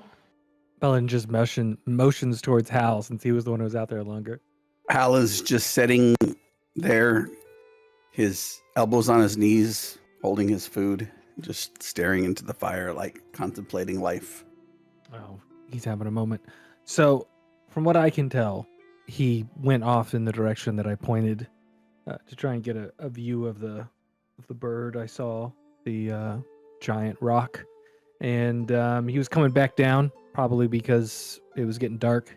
I picked him up, and we got pretty high, and we both saw it and tried to get close, but it's way faster than I am. And he tried to use the gem of brightness a couple times to get its attention, but I don't know. It's here for him, right? So I imagine it'll be here tomorrow or the day after, and we'll have more opportunities. It was getting too dark, and I can't see in the dark when I'm a eagle. It's definitely out there though. Well then, what time is it by now? It's probably early evening now. The sun has set already. The miners and villagers are kind of wrapping up their evening meals, getting ready to head back home, as not many of them keep very late hours, as most of them have a pretty early morning, so no matter what work they do here. So most people tend to sleep after the sun goes down here. I think after a little while, I would break out of his reverie and like look around to see who has the glass of booze and, take a quick drink of his or theirs, whatever was at hand, with a big dumb grin on his face. I'm at a loss for words. We've been out here. Me and Fenthwick running around forever. You came along with us, Belladin, but I appreciate what you've done. Can you tell, is it going to rain again tomorrow? It feels like it, but I'm not sure. I tried to click on the eagle token. Eagle does not have spells. That's right, you are no longer an eagle. I used my druidcraft to see what the weather will be like tomorrow. And you feel the spores around you kind of condense into your hand and start to swirl in a brief crackle of magical energy. And you see clouds, and you would know, Belladin, I'm not going to make you roll a nature check for this. It seems weird, especially because nature is tied with intelligence, but you would know, living in a druidic tribe outside mostly, in a heavy downpour such as this, the rain doesn't tend to last a very long time. It might rain all tonight, but it won't rain tomorrow. Yep. I will let Hal know that it's a heavy downpour like this is gonna wear itself out. Tomorrow there'll still be clouds, but it'll be no rain. So, turned yourself into the same big mouse, Mm-hmm. and then you became a giant eagle. You think that it was a giant badger? It was a mini gargantuan badger. Looked like a mouse to me. Darker colored, but definitely looked like one of them field mouses out there on the tundra. So, not really sure what a badger is, but I'll take your word for it. And then you turned into a giant eagle. 3 times a day, 4 times a day, you can do that. 2. Well, look. There are certain things I can do that I have to go to sleep, and then the next day I can do them again. But for this, I really just need an hour, and then I can do them more. It's the same thing you notice in combat when I get like the network around me gets thicker and stronger, and I'm able to do more when we're fighting, and I'm also a little bit more resilient. It's the same thing, same deal. So we can fly up there tomorrow. For how long can you fly for? Retcon, you are flying back from the mountain and your wild shape wears off. Doesn't it last? 4 hours. Yeah, it lasts a while. So if I could do that twice, that's 8 hours. Hmm. And then I only rest an hour, and then I can do it for 8 more hours. So in a day, I can do about 16 hours of flight. Find out if there's a message or if that is in fact my uncle. What the hell has he been doing over the last few months? Because he could never do something that gigantic. Anyways, pretty amazing. And he kind of stares back at the fire, thinking, what is he going to do for Poppy and what is he going to do for Marisol? And like, now he has to go north. Is it like right away? So he just kind of fades off into the night, staring at the fire. Would anyone like to do anything or say anything for the rest of the night? You all finish your meals and drinks, and if you would like, you could head back to your rooms to rest for the night. So everyone's just heading back to their respective rooms. And I believe that you guys had 2 rooms, right? Yep. Me and Fenthwick. And Core and I. Mm-hmm. All right, then you guys are just going to take a rest. Yeah, I don't think we have anything else we need to do today. Like, I thought we were gonna go back and maybe clear out the tar hole thing underneath the candle shack, because there was still stuff down there, right? Maybe we were going to enlist the miners to do that. Yeah, that's what I remember. Or you were going to turn it into to chill all the tar and let them chop it up like obsidian. I don't know. Oh, right. Yeah, no, I can totally do that. But Hal's not thinking of like anything else. Got to get up early. Got to go out there. It's going to be great. And Hal's talking to Fenthwick's ear off as he's trying to go to sleep. Like, yes, Big Bird. I'm sure it's tits. I should have learned silence. As eventually you all find sleep coming to you. Some a little more difficult than others. Some being kept from their sleep a little more than others. I cast water breathing, but that's it with the group before we go to bed. Sorry. No worries. You do your ritual dance. Probably in one of your rooms, maybe not in the common room here. If we really wanted to like freak out the locals before we go to bed, we could all ask for a big like bowl of water, and we could just stick our faces in it for a while. You want to see a party trick? I'll bet you 5 gold I can put my face in there for 5 minutes. Not a bad scam, actually. Yeah, for real. You all find eventually sleep taking you. What does Core do when he rests for the night? When he goes into his trance? I was worried about the time being fire, okay? It was scary. So yes, Core, if you could tell us, what do you do for your nightly rest? Every day. He sits down in the corner, meditates, try to center himself, find his astral self, and just explore the world in deeper connection with nature and all that nonsense that he was trained to do all his life. So you sit in the corner once more. Sometimes you would do this with a candle in front of you to focus, but lately you've been foregoing that extra little bit of preparation. And you center yourself and enter the meditative state that you've been taught by the masters at Heaven's Path Monastery. And you find yourself afloat in an endless, grayless expanse. Something you're very familiar with. What you think might be a form of the astral sea, or at least what your mind's eye perceives as the astral sea. And you reflect on your teachings and the adventures you've had since leaving the monastery, and internalize those happenings, but at the same time trying to let them go as well, and empty your mind to perfect your astral self. And you look around in this endless gray expanse, and your formless body. But there's something strange as your mind's eye kind of looks around, you look down at where your body usually, what you think your body is, but you know not to expect anything as you're incorporeal here. But you see this golden thread coming out of what you perceive as the center of yourself. And as you see it now, you can see and you follow it, and it continues further into the infinite expanse. If it seems like something that's important for me in this state.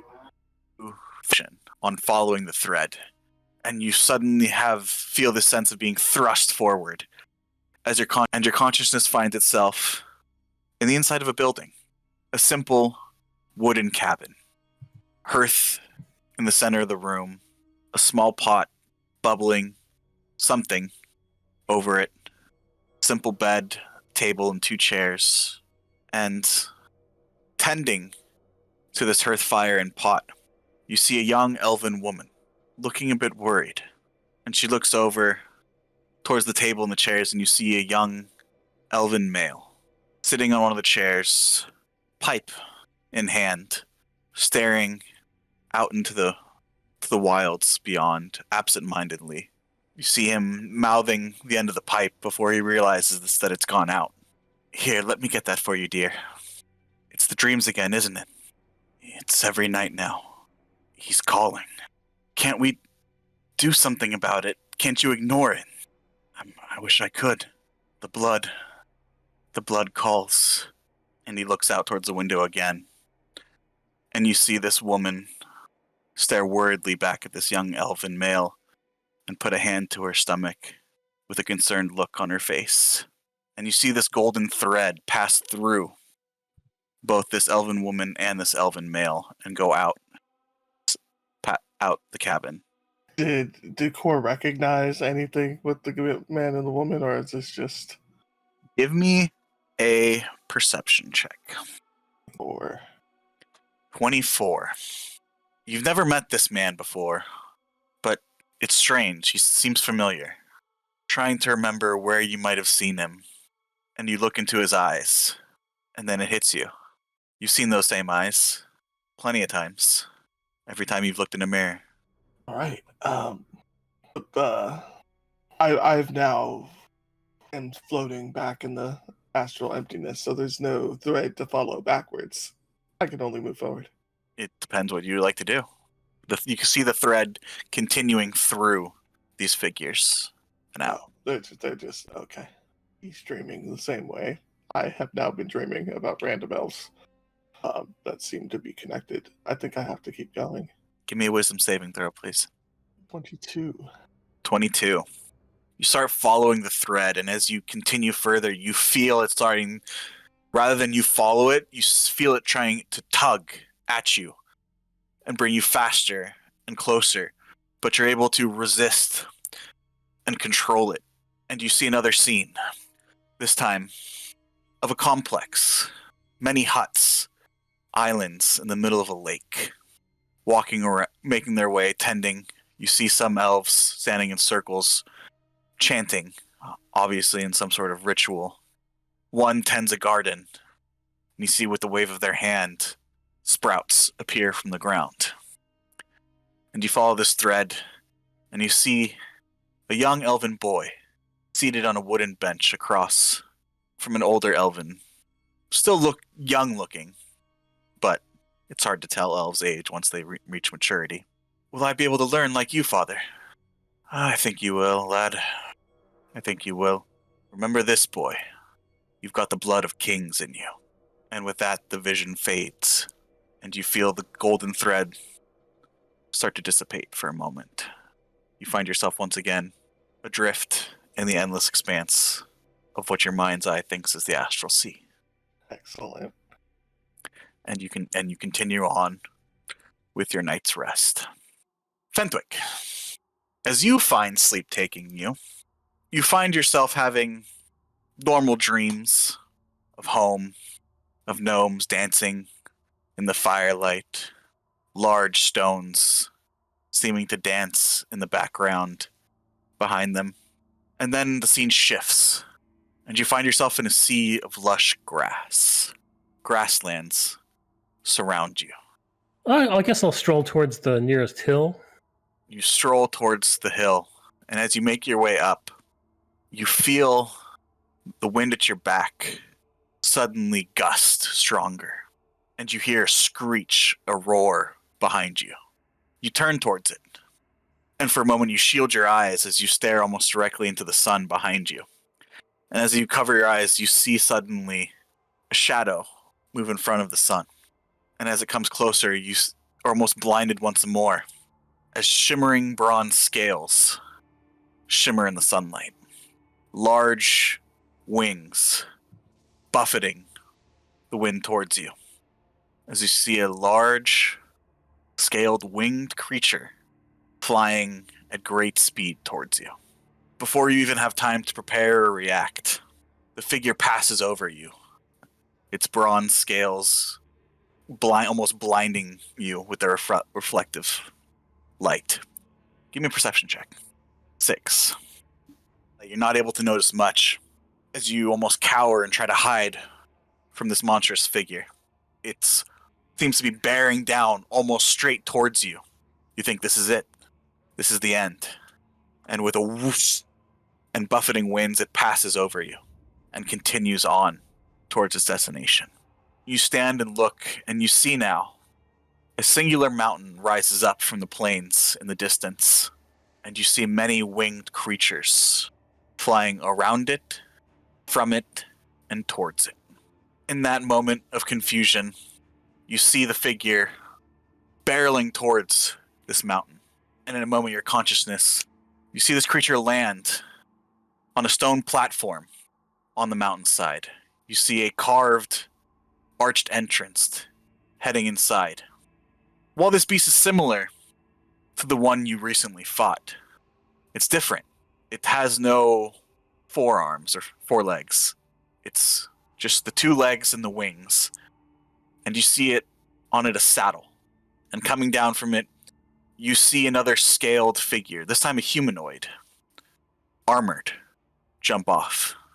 His silver scales also glistening in the sunlight before heading inside. Your sight adjusts to the inside. You see a large central chamber, circular, with a large circular table in the middle. What appears to be a landscape recreated meticulously on it, seeming almost tiny flags around it. The silver scaled humanoid goes in. Apologies for being late, First Fang. I bring ill news. And you look and you see a hooded, robed figure turn now. White scales, looks back to you. Face of a dragon, same as the rider. What news do you bring? The betrayers have brought the children of Isil to Elorna. The army has already marched on our eastern villages. They burn all they find. Damn them. Prepare the evacuations. We must make ready for war. Of course, First Fang. And the scene darkens until it's just the figure staring at the map. And after a moment, the figure turns its head back towards you. You have more strength than I thought to be able to see this. Wait, you can actually see me? Wait, because when he looks at me, I look behind him. Like he's looking at somebody else. In this infinite blackness with this table left, this figure and you. You are not one of the children of Isil. What are you, little one? What are the children of Isil?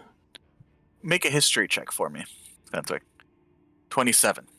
You remember meeting a certain elven scholar, Cithril Elerin from Vakel, who told you the history of the elves and their first kingdoms, Urea de Isil and Kala de Isil, that were lost to time, and that they were brought by Gian to help fight the Eternal War against Valinar's lieutenants and their people. Oh. So, no, not a child of Isil. And yet you have the strength to see my memories. Apparently so. Who are you? That was been my question, as you are here in my memories. But I will ignore that lack of decorum Sorry, you're appearing in my dreams, so it's it's you don't see me getting in a huff about it. That's all I'm saying. But please go on. I am First Fang Turisu of the Northern Dragonflight. Any of that mean anything to me? Roll me another history check. 12. It sounds familiar. Not the name, but the title, but you can't quite place it right now. For you to be here, little one, that means you hold my staff. So you're the thing in the staff. And you are? Oh, you can just call me Fenthwith Rivenstone. Give him a little bow. Fenthwick Rivenstone, Mhm.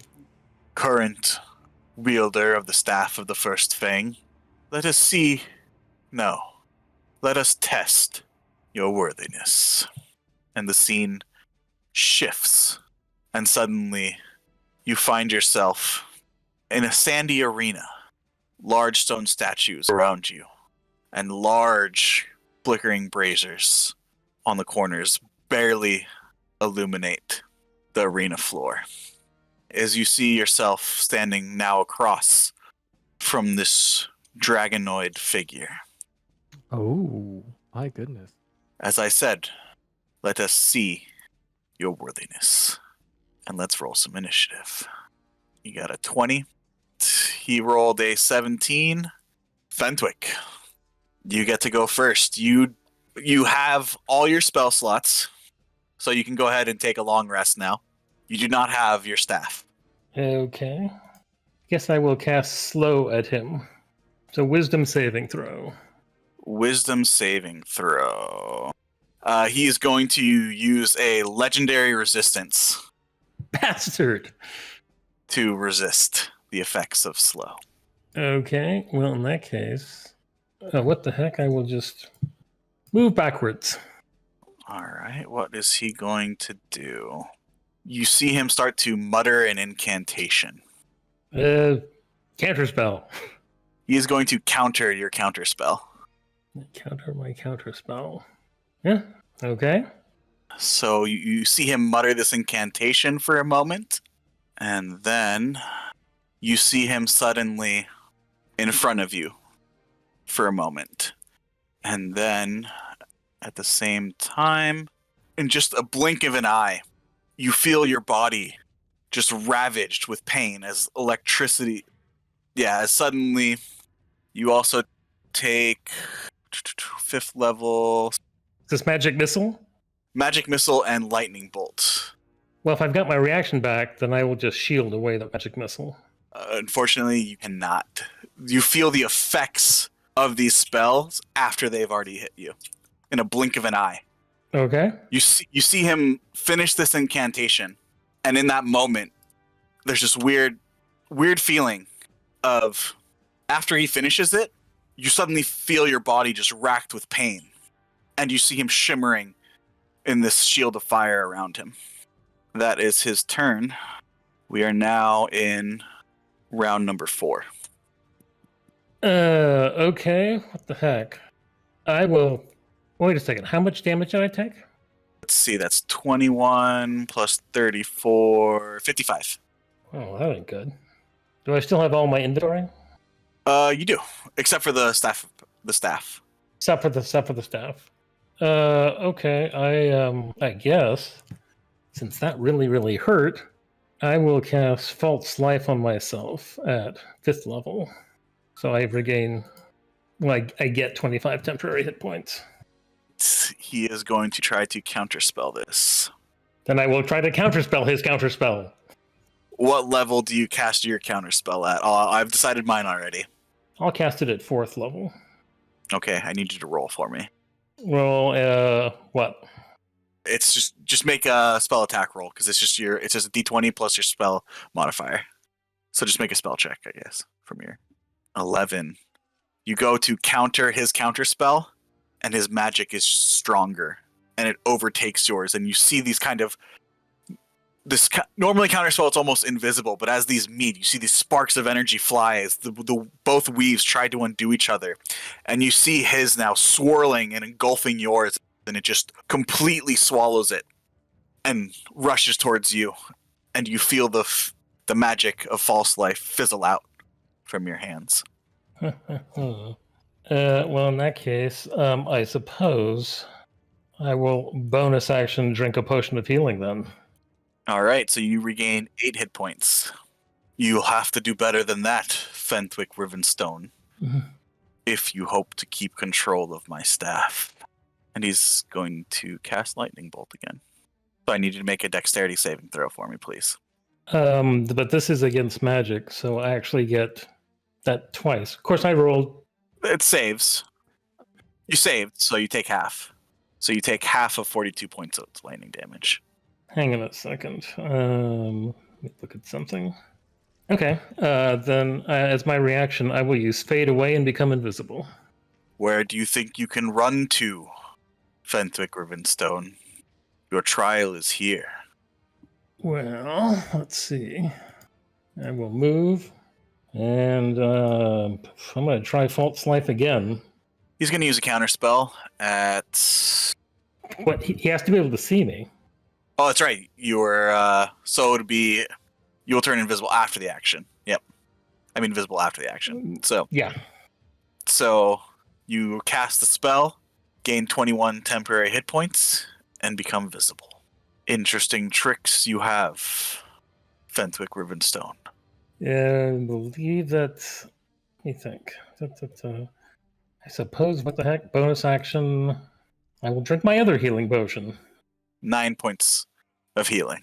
If this is all you have, little one, I think you will find my staff to be a bit much for you. And he takes out an item, something distasteful towards you. And you see him wave his hand as he casts Banishment. Hang on a second. And I will use. I have my bonus action still? I think your reaction, you mean? Yeah, right. Yeah, you have your reaction. Okay, then I will add 4 to that using Arcane Deflection. So you save. You have more will than I thought you would, little one. If you wish to continue this trial, that is his turn. He's going to stay where he is. What the heck? I'll try to bust out Bigby's hand. I'm assuming if he doesn't counterspell me, He will try to counterspell you. then I will try to counterspell him. 4th level. I need you to roll for me. Shit. Once again, you do not yet have the strength, little one. And he just waves his hand. And this time, you feel the magic just around You you. know, that little one stuff is very just uncool. If you wish to continue this trial, so be it. He's going to use his last 5th level spell to cast Cone of Cold. I will try to counterspell that. He does not have... you can't. I can't because I don't have my reactions. Neither of us can counterspell right now. Okay. And Cone of Cold is Constitution save. Mm-hmm. Rolling like crap today. Unfortunately, you take 37 points of cold damage, halved due to your amulet. Oh, right. Okay. So, what's that then? That would be 18. He looks towards you. You carry a sacred relic, Fentwick Rivenstone. What, this old thing? Oh, shut up. That is his turn. Well, then I'm gonna try to throw a chromatic orb at him. Lightning. Go for it. A 15. Let's see. 15 hits. Good damage roll. 29 points of damage. Nice. You see him crackle, and you see him wince a little bit, but then he shakes it off. Good. Good. You'll need to find that kind of strength. Do you have the strength to wield this staff, Fentwick Rivenstone? I don't know. Why don't you let me have it and I'll show you? Do you have the strength to face the truth of the ages, little one? Is that your turn? I guess that's probably my turn. He's going to use his last 3rd level spell to cast Lightning Bolt once more. Now, let me give it back to you. That I will counterspell. At 3rd level, yeah. 3rd level? Let's see. Sorry, I'm trying to see how many spell slots he has left. You counterspelled, and then he counterspelled higher. so he doesn't have to roll. It would be him have to roll to counter your counter. That was my mistake. Oh, I thought you said. Oh, I thought he was out of everything above third.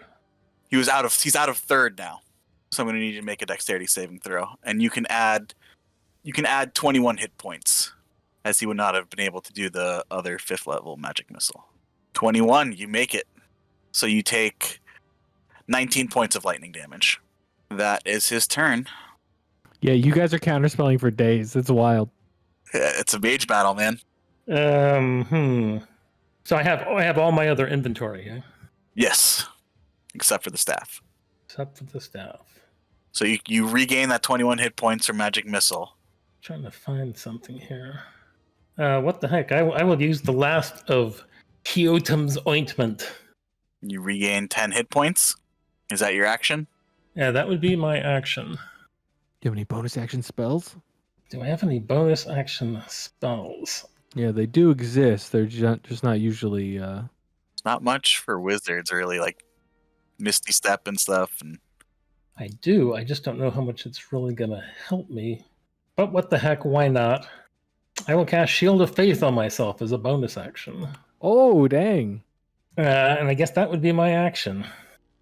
bonus to the AC. Nice. All right, that's your turn. Any movement? What the heck, since, I don't know, I'll get a little closer to him.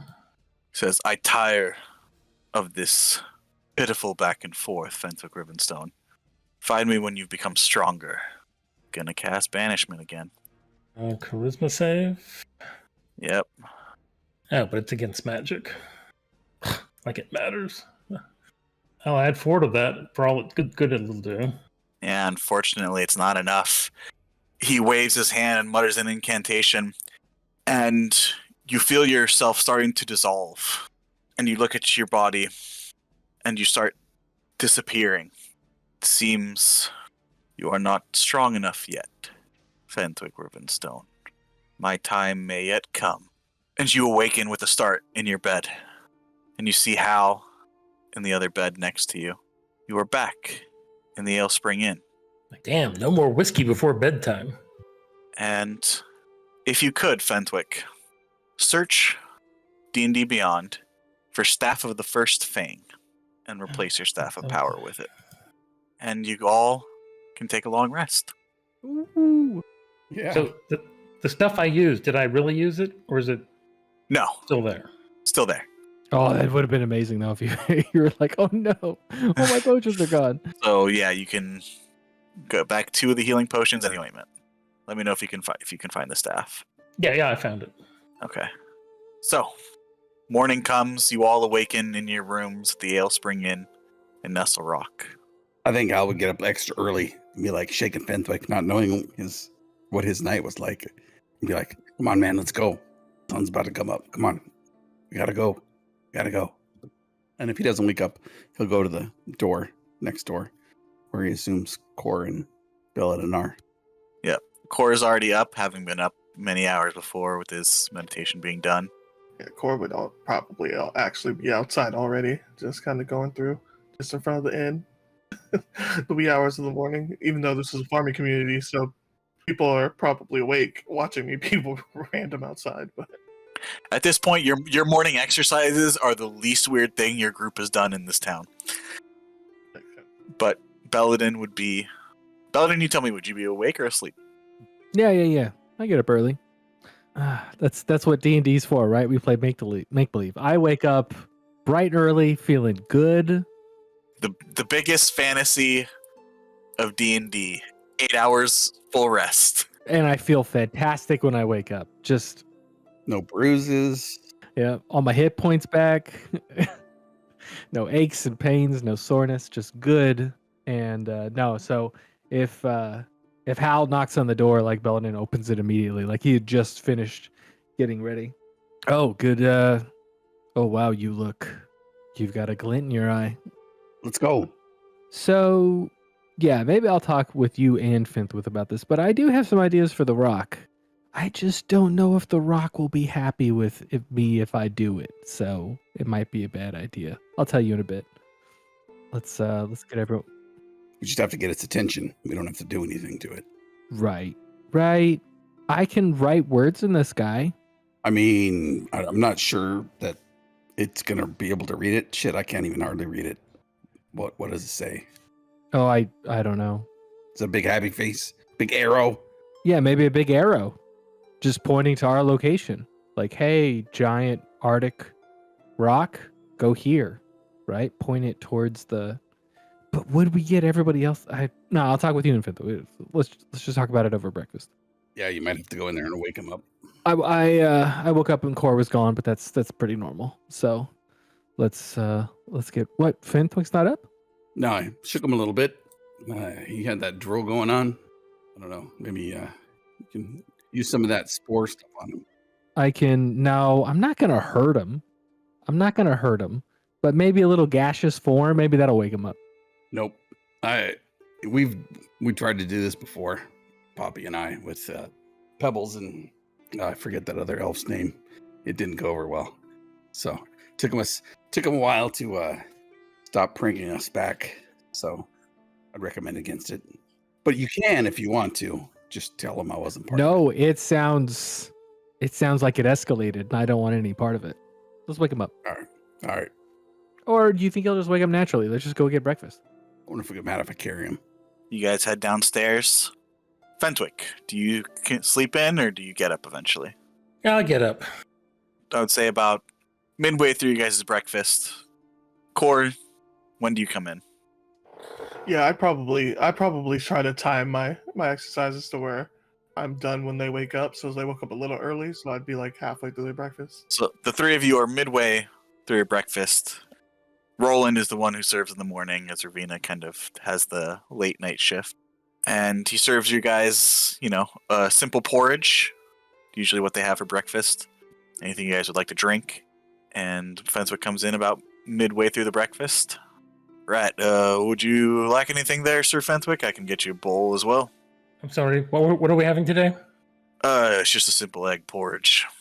Yeah, whatever. Bring it on. Won't make my mood any worse. All right, then.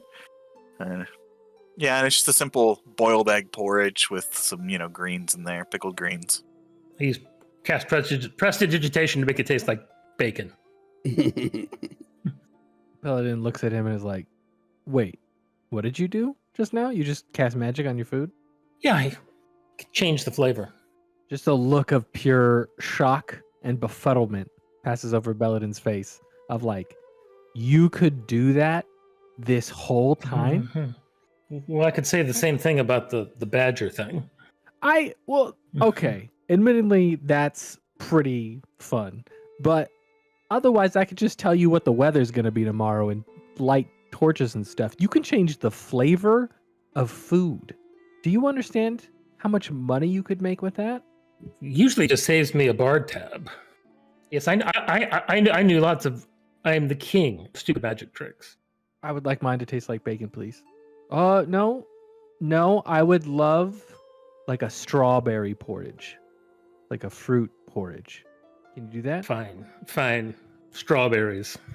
I mean, I'll take the bacon. Bacon all around. Bacon and strawberries. Ooh, sweet with the savory and the salty. Ooh, you have something here. Hal will eat extra fast and be like, are we ready? Can we go? Are we ready? What, are we chasing a big bird? I mean, relatively speaking, it's pretty big. It's huge. I would even go far as to say gargantuan. Well, I mean, you and I can... I don't think I can carry more than one person as a giant eagle. So... I don't know how we're doing this. Oh, Fentwick. I was telling him about this earlier. I can write in the sky. So I could, like... I didn't know if the Arctic rock was like me and maybe, intelligent and could read maybe. So I was thinking about writing something in the sky like, hey, your tundra long lost prince is here, and then point down at the settlement. But Hal doesn't think that it can read, so maybe just an arrow. But I feel weird about pointing an arrow down at the settlement. Like, wouldn't that get undue attention from anybody within miles? I don't. Or I could. Or So you can write in the sky. Yeah. Can't you just write words and tell it where to go? Right, but Hal doesn't think that it can read. Oh. I don't know anything about Arctic raw. For all of my travels, I have never been this far north, so I've never seen an Arctic. I don't know anything about them. Just because of a druid doesn't mean I know anything about all animals. You know what I mean? You could point somewhere else closer by. Oh, maybe that outcropping that you were talking about, Hal. Okay, let's go. We can run up there. Yeah, Core's pretty fast, but I don't know how you're gonna get up there, Benthwick. Are you coming with? Is everybody going, or is it just gonna be Hal and I? I feel like we shouldn't split up. Any reason we can't just walk there? That's true. No reason, I think. I mean, it's a little steep, but I got a grappling hook, rope, some pitons. Are you fighting? Hopefully not. I don't want to fight that thing. Yeah, I don't want to fight. I just have a It's a message. beautiful bird. Lovely plumage. Yeah. Here's the other thing too. I could earthbind it, but I feel like that would piss it off. Yeah, I don't think you need to do that. Okay. Or polymorph it. That might be funny. Yeah, let's finish our food and just walk up there. Maybe we'll see All it right. again. No polymorphing, right? Right? Nope. Whatever that means, don't do it. Oh, I could change it into other things. Yeah, I like a mouse and an eagle. Right. No, I can do that to. I could change like Core into a sheep. Oh, I would pay to see that. I wouldn't do that to Core. That's mean. I usually I could do it to like our enemies. Like if we're fighting something, I could just turn them into something else, like a turtle or something. A snapping turtle, like an Arctic snapping turtle. No, because I don't want it to attack. You know what? It doesn't matter. Let's just finish our food and go up. All right.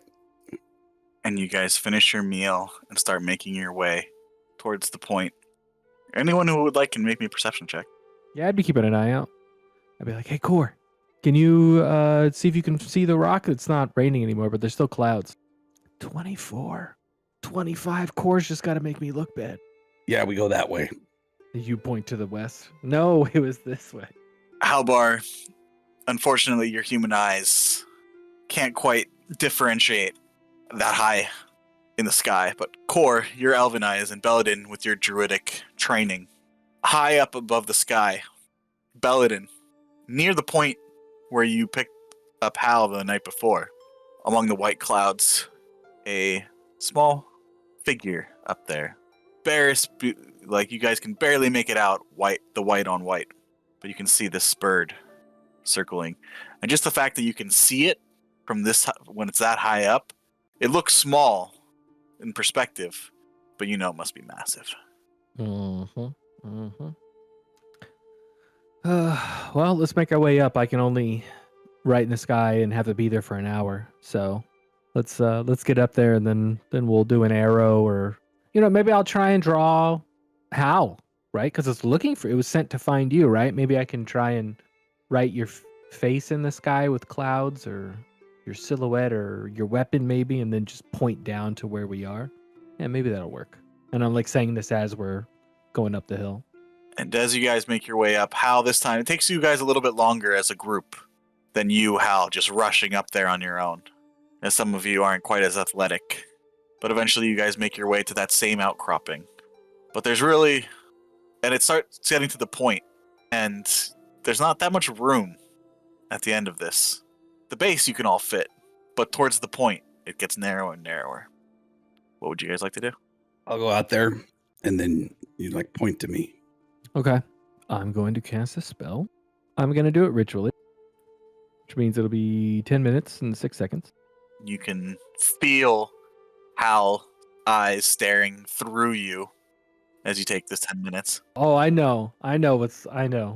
But eventually you do cast Skyrite. Hal cast initiative because I took too long? Oh, no. Yeah. Patience, Hal, please. I would like to rage. He's taking too long. So, I mean, it says 10 words, right? So, I picture 10 arrows. yeah, just 10 big arrows pointing at Hal in the sky, like imagine like a compass in the sky, and I'm just putting them at every 15 degrees just pointing down at Hal. Clouds above you that you guys saw earlier, you see now start to take shape, and they each form these arrows pointing down towards you all. Hal, roll me a perception check, please. I'm gonna use luck. It was almost Okay. on that 20 too. Damn, 9. You see these arrows and you look up towards the sky and the morning sun, and you have to shield your eyes because now that the clouds have formed these arrows, there's nothing covering the sun. And you try to look up and you try to look for it, but you can't. You have to shield your eyes. It's like you're staring directly into the sun. But after a moment, you feel the wind start to pick up around you in gusts. And suddenly you are buffeted with strong winds as suddenly the sun is blotted out and an enormous Arctic snow-white rock flies directly from the sun towards you all as its shadow is cast over you. The wind from its wings buffeting you all. It's diving straight towards you all. Faster, faster, faster. And you all start to get a little bit worried. Is it going to stop? Is it going to attack? And at the last moment, its wings, giant wingspans, flap once more, stopping it. And its giant talons perch on the edge of this outcropping rock. Its wingspans, majestic, covering the sky in front of you all. It lets them down, and it stares at you, Hal. What do you do? I would probably take out my totem trophy of an eagle or a bird and put it across my chest and then move towards the creature. You see Hal walk further out onto this stony outcropping, narrow and narrower, towards this perch of this giant creature. Hal, as you get closer, you see its body bow down towards you.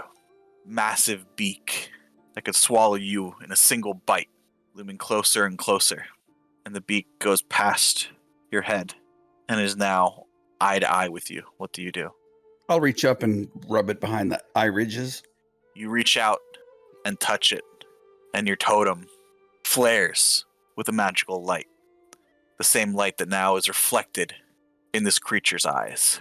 With the strong push of its wings, it now jumps off its perch. And it hovers for a moment in the air. It lets out a loud screech. I'm not doing that again. I'm sorry, can you do that again? It kind of muted. Yeah, it didn't pick up properly. Yeah. Echoes. You all have to cover your ears with the strength of its scream. And it looks down towards you, Hal, and a voice booms out from nowhere. Halbar, who are you? I am Halianthar of the Northern Watchers, to the tribe's nephew to Ormir, son of Olaf. Well then, Prince, the time has come to cast off your false names, to become who you were meant to be. Your uncle, Ormir, has beseeched the goddess. I am here on her behalf. I come bearing message, Halianthar of the North.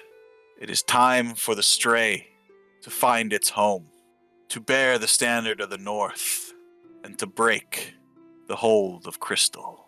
The time has come, Halianthar of the Northern Watchers. Your watch resumes once more.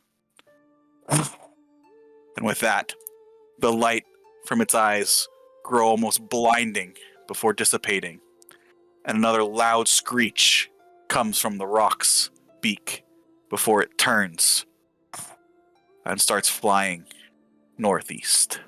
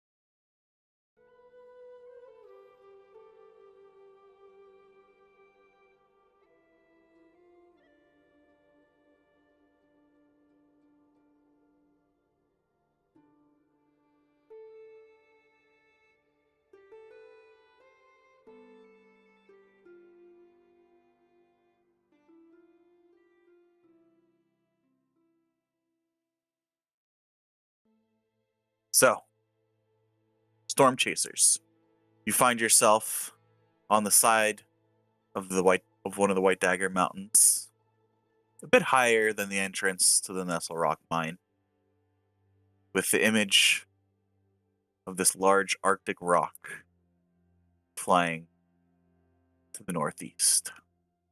Well, that was something, wasn't it? You guys, Rest.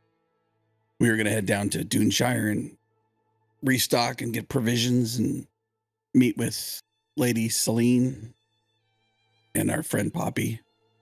Still sound like a plan to everybody? Yeah.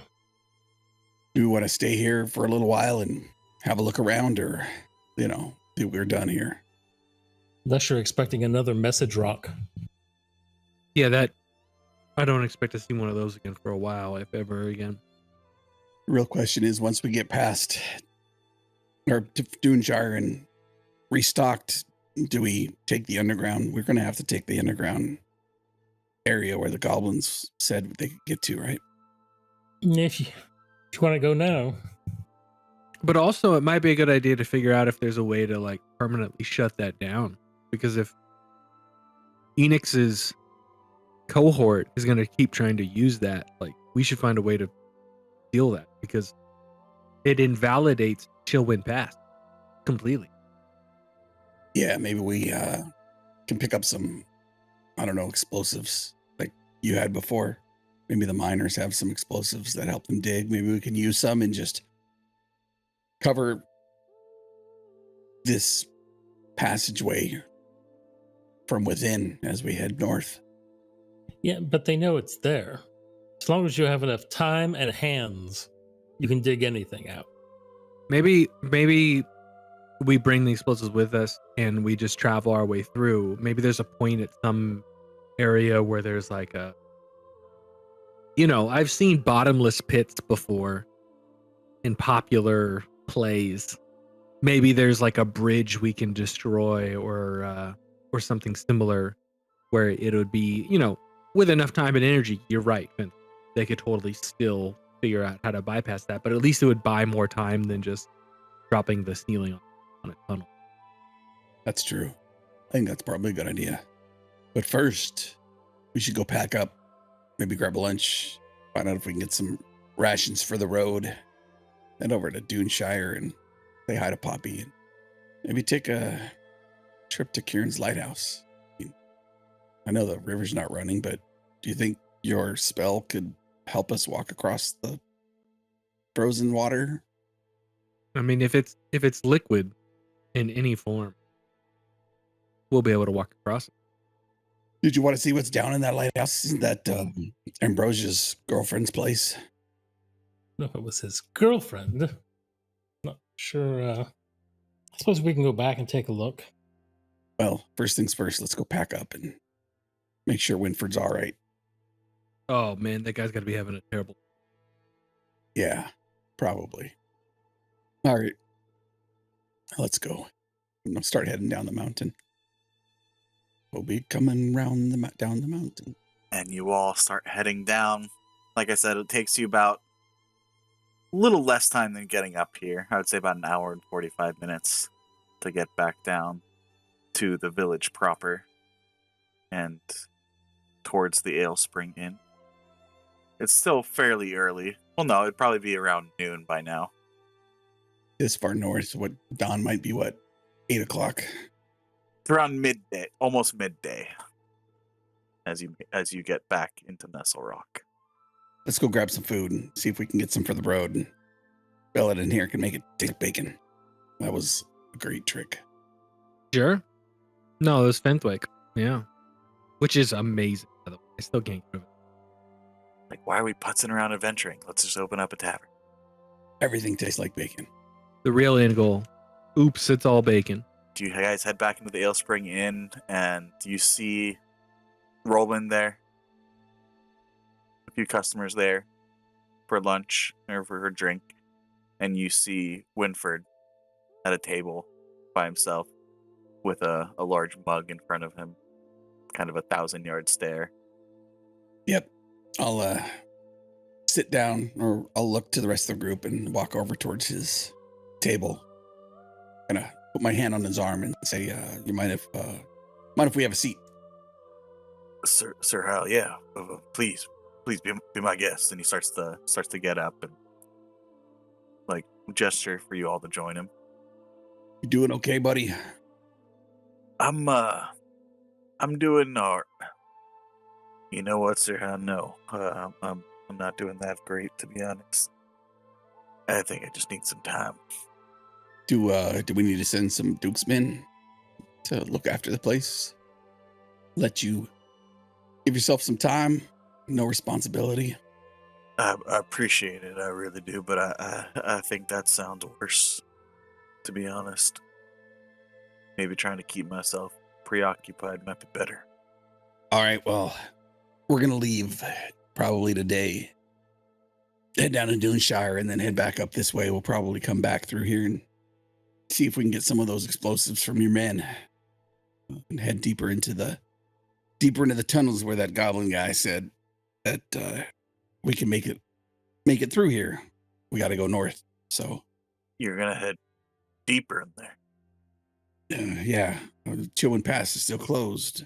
They won't open it up to us, so we're gonna need to get through there. So we got to go find our way, hopefully through that underground area, see where it's at, and like Belladin recommended, maybe we find a small passage, ravine, bridge, natural formations that we can close. That'll take them a little longer than last time we closed it off, but yeah, we're heading up there. So your investigations are all over with here? Not really sure we can do anything about the strange metal house with the tar and fire, but Right. Oh, I just completely forgot about that. It's gonna be a right mess around here. sure you don't want us to ask the Duke to send some men up here? That might be prudent. Maybe they could also maybe guard that ruin or temple or whatever that is. Poses a threat to everyone here.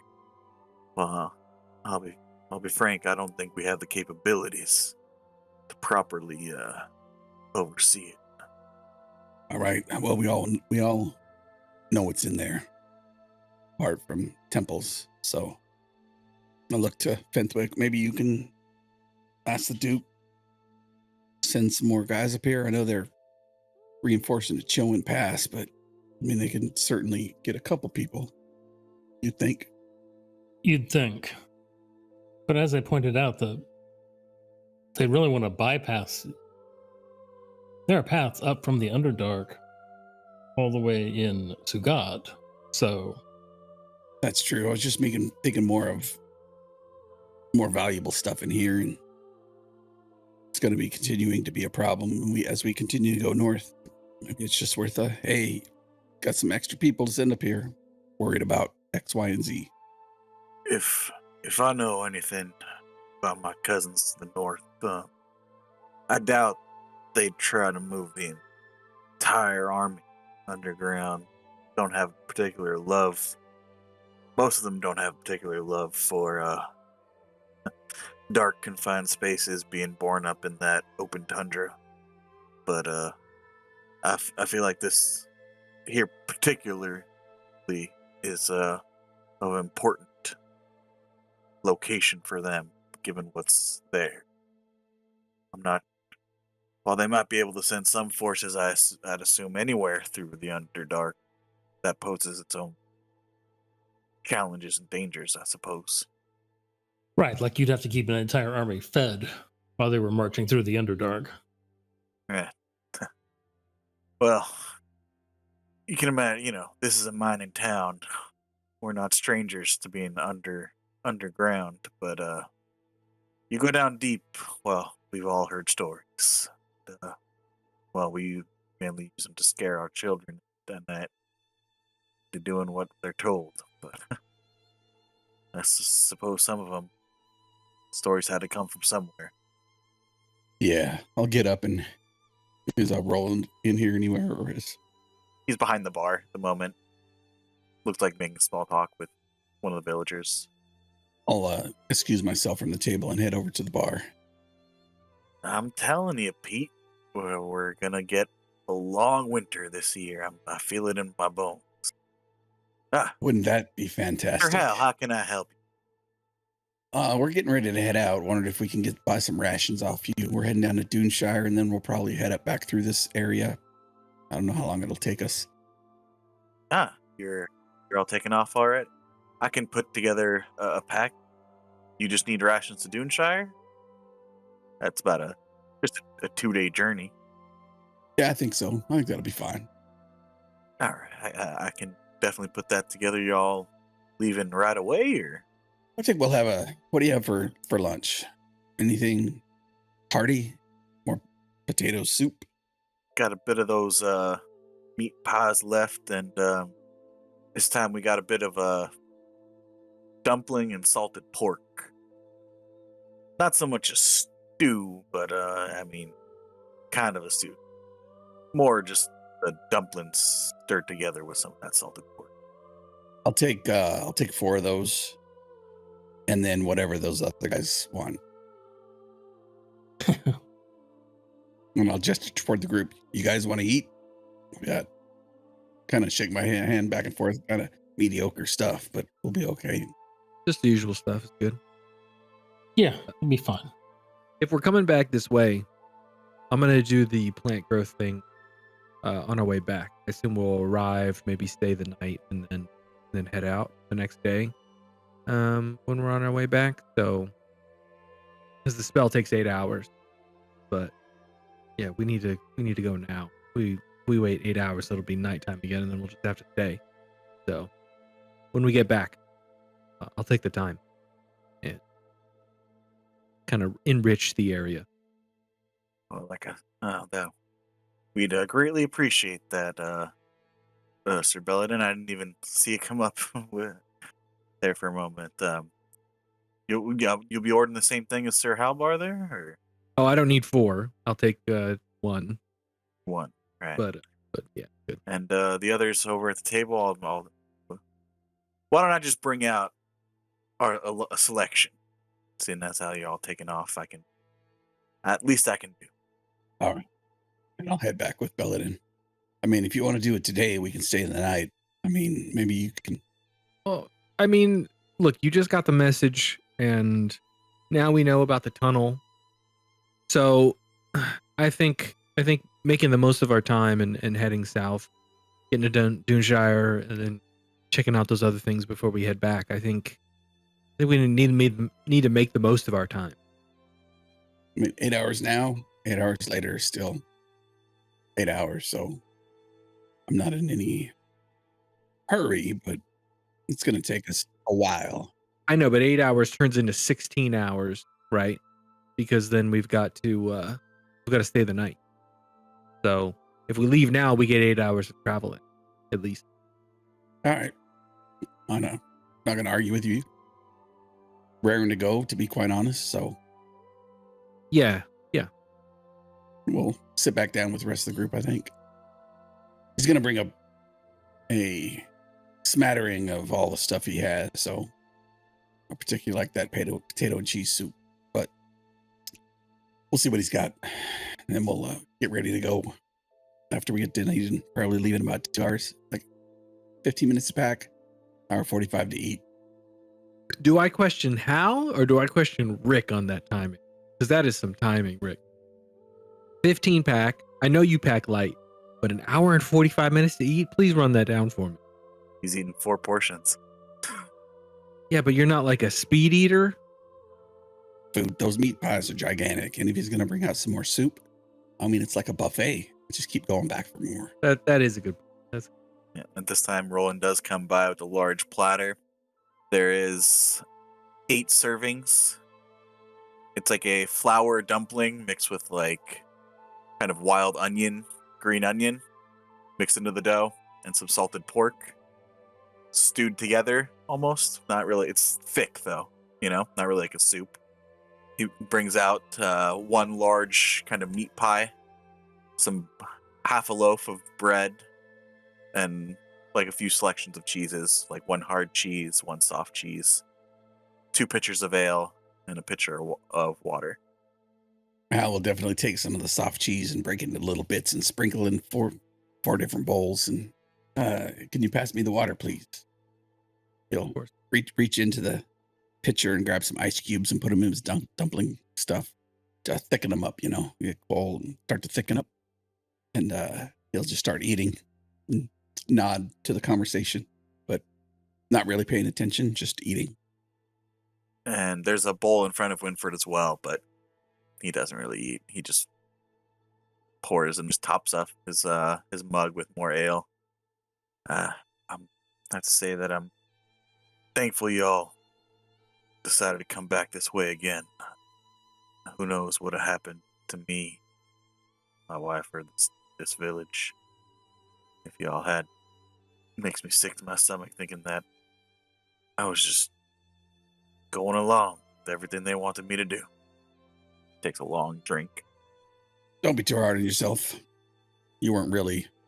I mean, you had a gigantic splinter shoved into your shoulder, so a little bit of weren't quite yourself, let's just say. But now that you are, you'll be getting along like you normally do.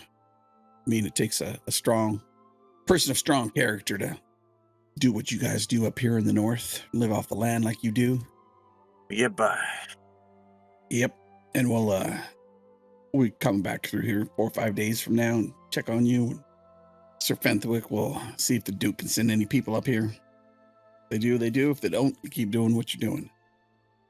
Right.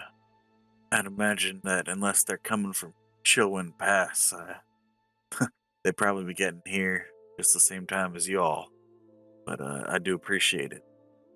Is there anything you'd like me to do or have the rest of the village do around here? In the meantime? I think just have some of those explosives for us when we come back through. Right. I could check the storehouse. I'm sure we got a bit of extra. We tend to over-report our needs sometimes. You know how it's just to. We tell them how much we need, and they send a little bit less. So we tell them more, and we get it just about enough. All right. I think I'm done, gentlemen. Y'all ready to go? Yeah, I'm ready. I'll have some people I trust. Maybe we'll keep an eye out in that temple for now, just to be sure. Maybe tell everyone to still stay away from Sir Giles Manor. Maybe I'll have all them folk come stay with a few other villagers for now. I don't trust that place. But as I said, and he downs the rest of his ale in one go. I do appreciate y'all coming back. Explosives. They'll be ready when y'all get back. And at this time, Roland comes out with a couple bundles of hearty, like hard bread. Not the soft, fresh bread that you guys have been eating, but more of not quite hardtack, but almost. Some hard cheeses, a little bit more of the salted pork, a couple water skins. Well, this should last y'all about the 2-day journey down there at Duneshire. Might not be the most extravagant, but it'll fill you up and get the job done. All right, works for me. Thank you much. I'll lean into him, kind of give him a dad-son hug and whisper to him, keep an eye on Winford. Going through it. He'll just look at you for a second, then just kind of nod. All right. And I'll head up and grab the rest of my stuff. You all grab your things and start making your way out of Nestle Rock, this time down the main road to the south. You get just about to the edge of town before you hear, "Wait! Wait!" And you see Ravina come running up from the Spring Inn on the road, trying to catch you guys. "Y'all leaving already? Wait!" And As she catches up with you, excuse me. I didn't know y'all were leaving so soon. I was just getting up. I had night duty last night. Where are y'all going? Doonshire. We'll be back. Oh. Oh. Yeah, just taking care of things in the south, going to a couple different places and coming back. Okay. Well, I just wanted to make sure y'all didn't leave without saying goodbye. And she's looking directly at you, Cor. I wanna just speak for Hal and Fenthwick when I say that Belladin just kind of puts a hand on both of their shoulders and just kind of pulls them all so we take like one big step back. Yeah, we walk down the hill. Yep. You guys all step back, and so it's just Cor. It's just you, Cor, and Ravina. Yeah, I've got I've it's basically like a slash. I'm leaning at a weird angle, but it's, we got to do what we got to do to peacefully give them space. Were you planning on just leaving without saying goodbye? Man, yes is a bad answer. We need to move fast, according to Hal. But we'll be back. Is that a promise? Of course, this is the path. All right. Thank you for keeping us under your roof. And Cor will reach into his little bag and pull out 5 gold and hand it to her. I don't understand. What is this for? They say we should give you gold for your service. It seemed to make you happy earlier, so I figured you'd like more of it. Well, Orvain, I appreciate your offer. And she roughly puts the gold back in your hand. But I'm doing just fine. Thank you very much. If you require any more services the next time you come back in town, I'll be happy to oblige a paying customer. And she storms off. You can hear her muttering, men. Sounds about right. You all see this. You guys are like 10 feet away. Oh yeah, yeah, no. Yeah. Cor turns to Belladin and just shrugs. Yeah, Apparently she did not like the gold. I should have left it in the room. Yep. You make the journey down the road along the southwestern side of the White Dagger Mountains towards Doonshire. It's a 2-day journey, pretty uneventful. You make camp at the point where the road forks between going east towards Chilwyn's Pass and west towards Nestle Rock. I assume, Fenthwick, you make the dome for the night. Yes. Your journey south towards Doonshire is pretty uneventful. However, if you could all give me perception checks, please. 13. Who got the natural 20? Belladin. It's been pretty cold up here, when you're in Nestle Rock, especially the higher you guys went up, and Nestle Rock is pretty hot, getting higher up in elevation, And the temperature warmed a little bit as you went down the mountainside. As you're getting closer to Doonshire, it actually gets colder. Huh. Anybody else noticing that? How? Yes. Tell me if this makes sense. I've always believed that once you reached a certain point going north, that it would just keep getting colder the more north you went, right? I thought that's how it worked. But we've been going south, and it's colder than it was when we were at the settlement. It's a polar vortex. I mean, maybe it's like, that's why it's called Chilwyn Pass, because it gets chill wind through here. Honestly, I can't really tell the difference. It's pretty warm. So we're kind of like at this crossroads right here. Where Hal is, yeah, right here. Okay. Maybe the wind's coming down through the pass, down the edge of the mountains there. But also, wasn't it like super cold in near the Emerald Conclave, or was that the Sentinel Forest? No, the Sentinel Forest was actually temperate. No sign of snowfall, nothing. But wasn't it super cold in the Emerald Conclave, or am I just misremembering that too? The tree was frozen with those corrupted thorns. It's definitely colder in this area. You guys have noticed that it's been pretty cold.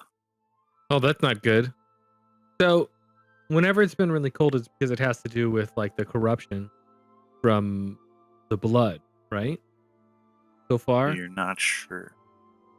I'm trying to make a logical leap here and say, as Belladin, that hey, cold's kind of meant bad all the time. I know that's not true for you because of where you come from, Hal, but the main, not even the main, the thing that we fought last was a freaking ice dragon, right? Like cold seems to be the hallmark. Yeah, the hallmark of our enemy. And it seems to me that the closer we're getting to Duneshire, colder it's getting. I feel like that's a bad sign. And Hal and Fenthwick, you remember that it was around they were about the same temperature when you guys were here first. Oh, so it's not any more cold than we've seen it before. Yeah. Remember, the Helduin River is pretty much frozen over from south of Duneshire all the way almost to where the Mirabelle Lake empties out. So why is it only cold there? Is there a reason for that, Fenthwick? Is there like is it magic? Is it? I think it's just nature, just winter. I want to like, hey, is there a check I can do? But I just know it's going to be nature. It will be nature. Yep. Ugh. But otherwise, you guys' 2-day journey goes without any hindrances, and you make your way. You see now the walled town of Duneshire. I'm hitting water breathing every night, keeping up the ritual. Oh, we made it. Hal picks up a little bit of hop in his step as we get closer before he's running through the street. And you guys make your way now to the same entrance that you guys originally entered through Duneshire. One of the gates in the northern, kind of northwestern section of the wall. This time, however, there are guards, but there is no check-in as when you guys first arrived, Fenthwick and Hal. It's open this time. I mean, they're looking out to make sure that there's no obvious threats coming in, but Yep. There's no registration, no inspection. They're allowing everyone into the town. Nice. Let's go. What do we need? We need crampons, pitons, croutons. I feel like we have that already, but yeah, we have all that stuff. but Core doesn't. Core doesn't have anything. We got him Core's got the furs, which he's probably wearing again because it's cold. I do have my one set of furs. I'm pretty good at climbing without gear, but if you guys want to spend on gear, we can. I mean, you ever traverse a crevasse? We'll look at Bellin and translate that for him. Yeah, well, that's a big word for core. Yeah, I translate. You I'm mean like jump off hill in forest? No, like a small valley, traversing the top of one valley to another one, but smaller scale. Filled with ice Yeah, filled with it. and bottomless pits. This whole time, like Belladin's just keeping an eye on Core's face because look, I've got high insight. I figured out that Core knows some common at least. So I'm just watching Core's face for like any time there's any like, oh, I don't recognize that word on his face, and then I just offer that like single word now. I'm not translating whole sentences anymore. I'm just detecting when there's a word he doesn't know, and then I offer it. Crevasse would have definitely been that word. Yeah, not usually with ice. Can't you bird me over? Worst case. Yeah, worst case, yes, I could do that. But, if we can keep our magics to a minimum and just use equipment, like we're gonna try and do that. But yes, if it gets super bad, I'm just gonna fly you guys across. And you're literally going to need snowshoes. Oh yeah, no shoes are important. Like it doesn't matter that you can run 100 feet in 6 seconds or whatever wild thing you can do. What? Oh, so just walk on top of the snow? Is that how it works? But like the holy texts have showed me that we just walk on top of snow. Yeah, sure. Snowshoes. Snowshoes make sense. Unless you're gonna be sliding. So you guys are walking through Duneshire, down through the main road, through the market district. You have the dock straight ahead, the Riverstone district to your right, the stilts to your left. Hal's going to snap his finger and be like, you have to come with us. And I'll kind of grab Belladin and Corvain and head towards the apothecary. So you head down towards the Riverstone district, past the Temple of the Hexad, towards the Apothecary of Christos. Go ask him if he has any more of those potions. Slide in next to Fenthwick as we walk in, kind of in the back. And you see a shop sign with many different herbs coming kind of intertwined together. And it just says Christos's Wondrous Herbal Emporium. Oh, we barge in, obviously. You walk into the shop and it's just random shelves overflowed with many different plants and herbs, vials, no seeming order or organization, just kind of stuffed to the gills with different plants and various. You'd think that you're almost back in the Emerald Pine Forest, the amount of vegetation in here. There's a singular desk counter along the front with a curtain covering a door behind it to the back. The bell rings. Just a minute, I'll be there. Just a minute, hold on, I'm coming. Take a minute there, hold on. When you hear a little bit too much there. Okay. And you see an elderly human male, long white hair, bald on the top, goatee, little bit of a hunch, wearing white kind of robes that are just a little bit soot stained, have dirt and grass stains on the sleeves, and spectacles kind of down, hanging on the end of his nose. Ah, yes. Hello. Welcome to Christos's Wondrous Emporium of Herbal and Wondrous Herbalist Wonder and Emporium. Dang it! What did I name the damn store again? Welcome to my shop. How can I help you all today? Hey, Christos, we're back. Yeah, does he recognize us? Yeah, he would recognize Hal and I, probably. Oh, right. You see him kind of adjust his spectacles. Ah, well, the heck, I'd be damned if it isn't your lot. Welcome back. I remember you. You were investigating the disappearance of young Colt, if I remember. Yes? Ah, yes, that was us. Nasty business, that. But you all made right work of it, I hear. Even saving the little Miss Lily. Very good. You know, I used to be an adventurer back in the day. I was quite famous, really. Old Christos was once quite known throughout the lands. Christos the Brave, they called me.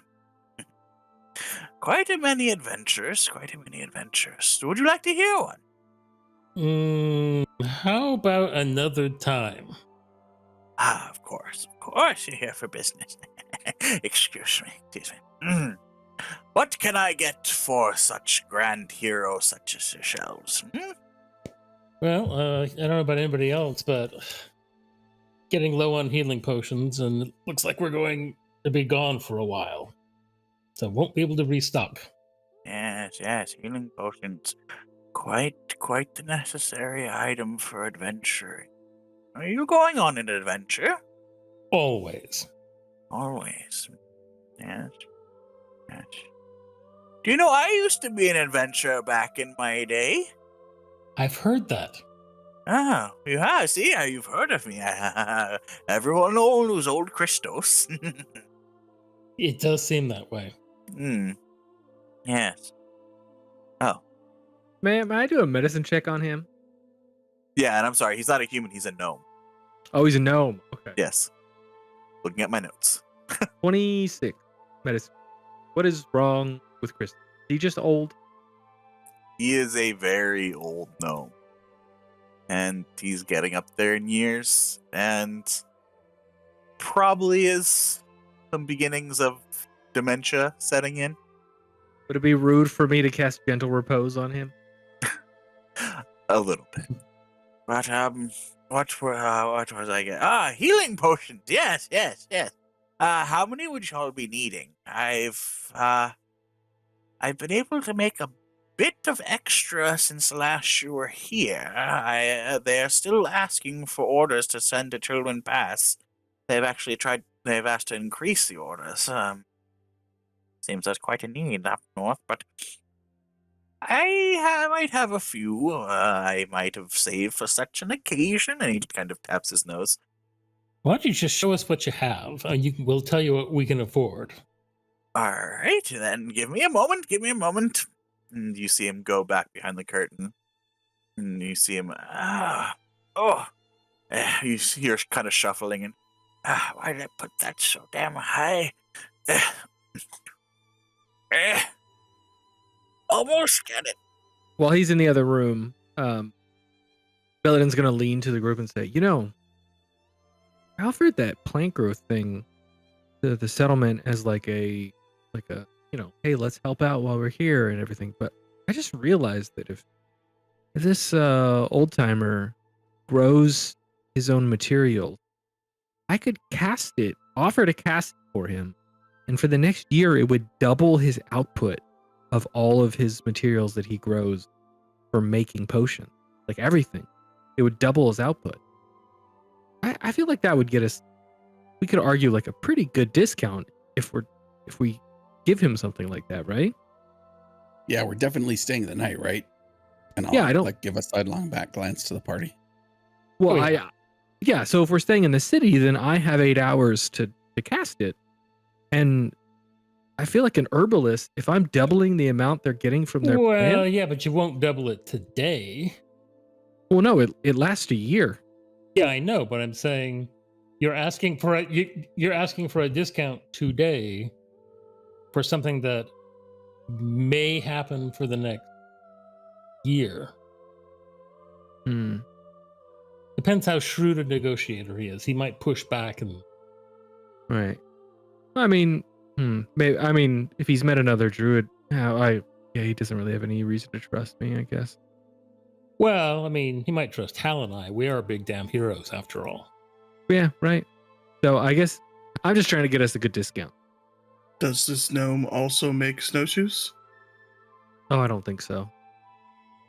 After a little while, you hear for a moment, almost got there. We go. Oh, and Belladin, with your passive perception, you hear the barest sound of another bell.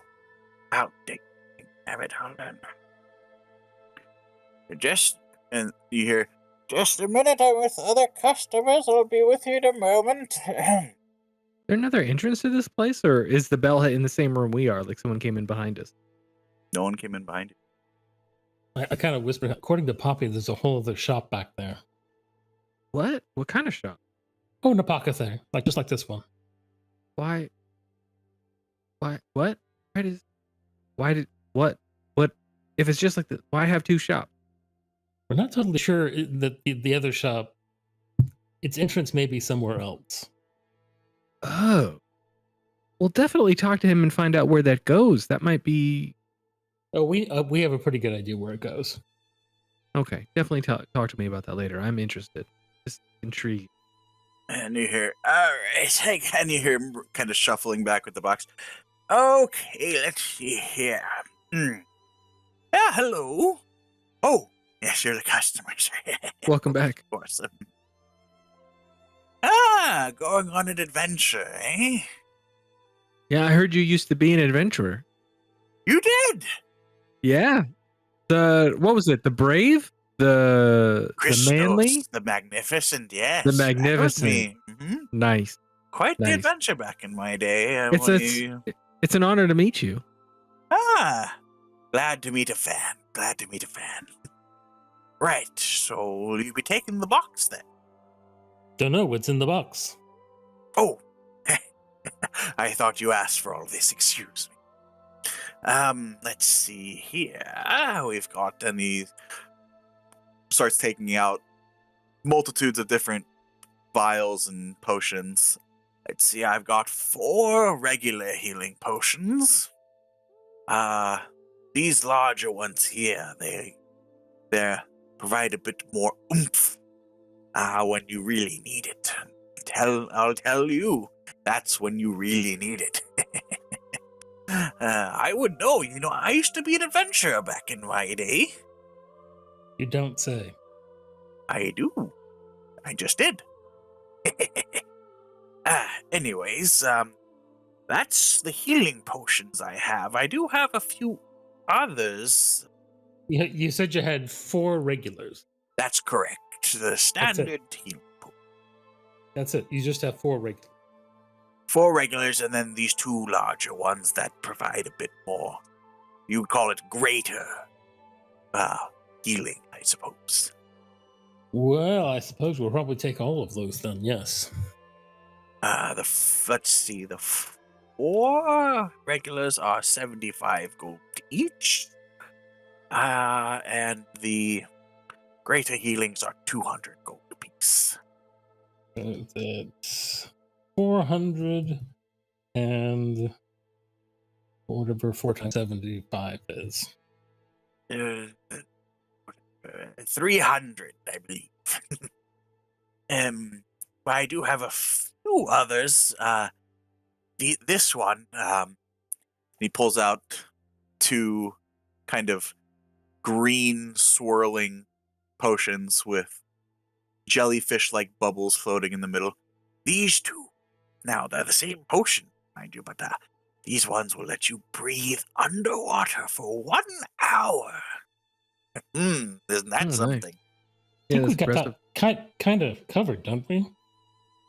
I mean, I have it covered. Does everyone else have that covered? Oh, do you make potions then? Oh no, right. Yeah. No, I'm look at you're a well-known and well-traveled adventurer. In your times, did you have the chance to travel with or meet a druid? Yes. I've known quite a few druids. Well, I happen to be one myself, and I've made it kind of a rule that before I go to bed every night, I cast a spell that allows me and my companions to breathe underwater, just in case. I'm a little paranoid. Aren't you quite the special one? You'd make an excellent adventurer. I used to be an adventurer back in my day. Magnificent, I've heard. Christos the Enduring, they called me. Oh, right. What other potions do you have? Let's see. He pulls out another one. He pulls out a blue potion with bubbles and a bit of steam coming out from the stopper. This potion here. Once you drink it, you will feel yourself temporarily bolstered with vitality and find your actions guided by the divine. You'd be quite heroic with this potion here. That one is 400 gold, I believe. And this one, and he pulls out another one, looks just like an empty vial. It's a bit heavy. Careful. Would you like to hold it? I look at it. Hal has got a giant shit-eating grin on his face.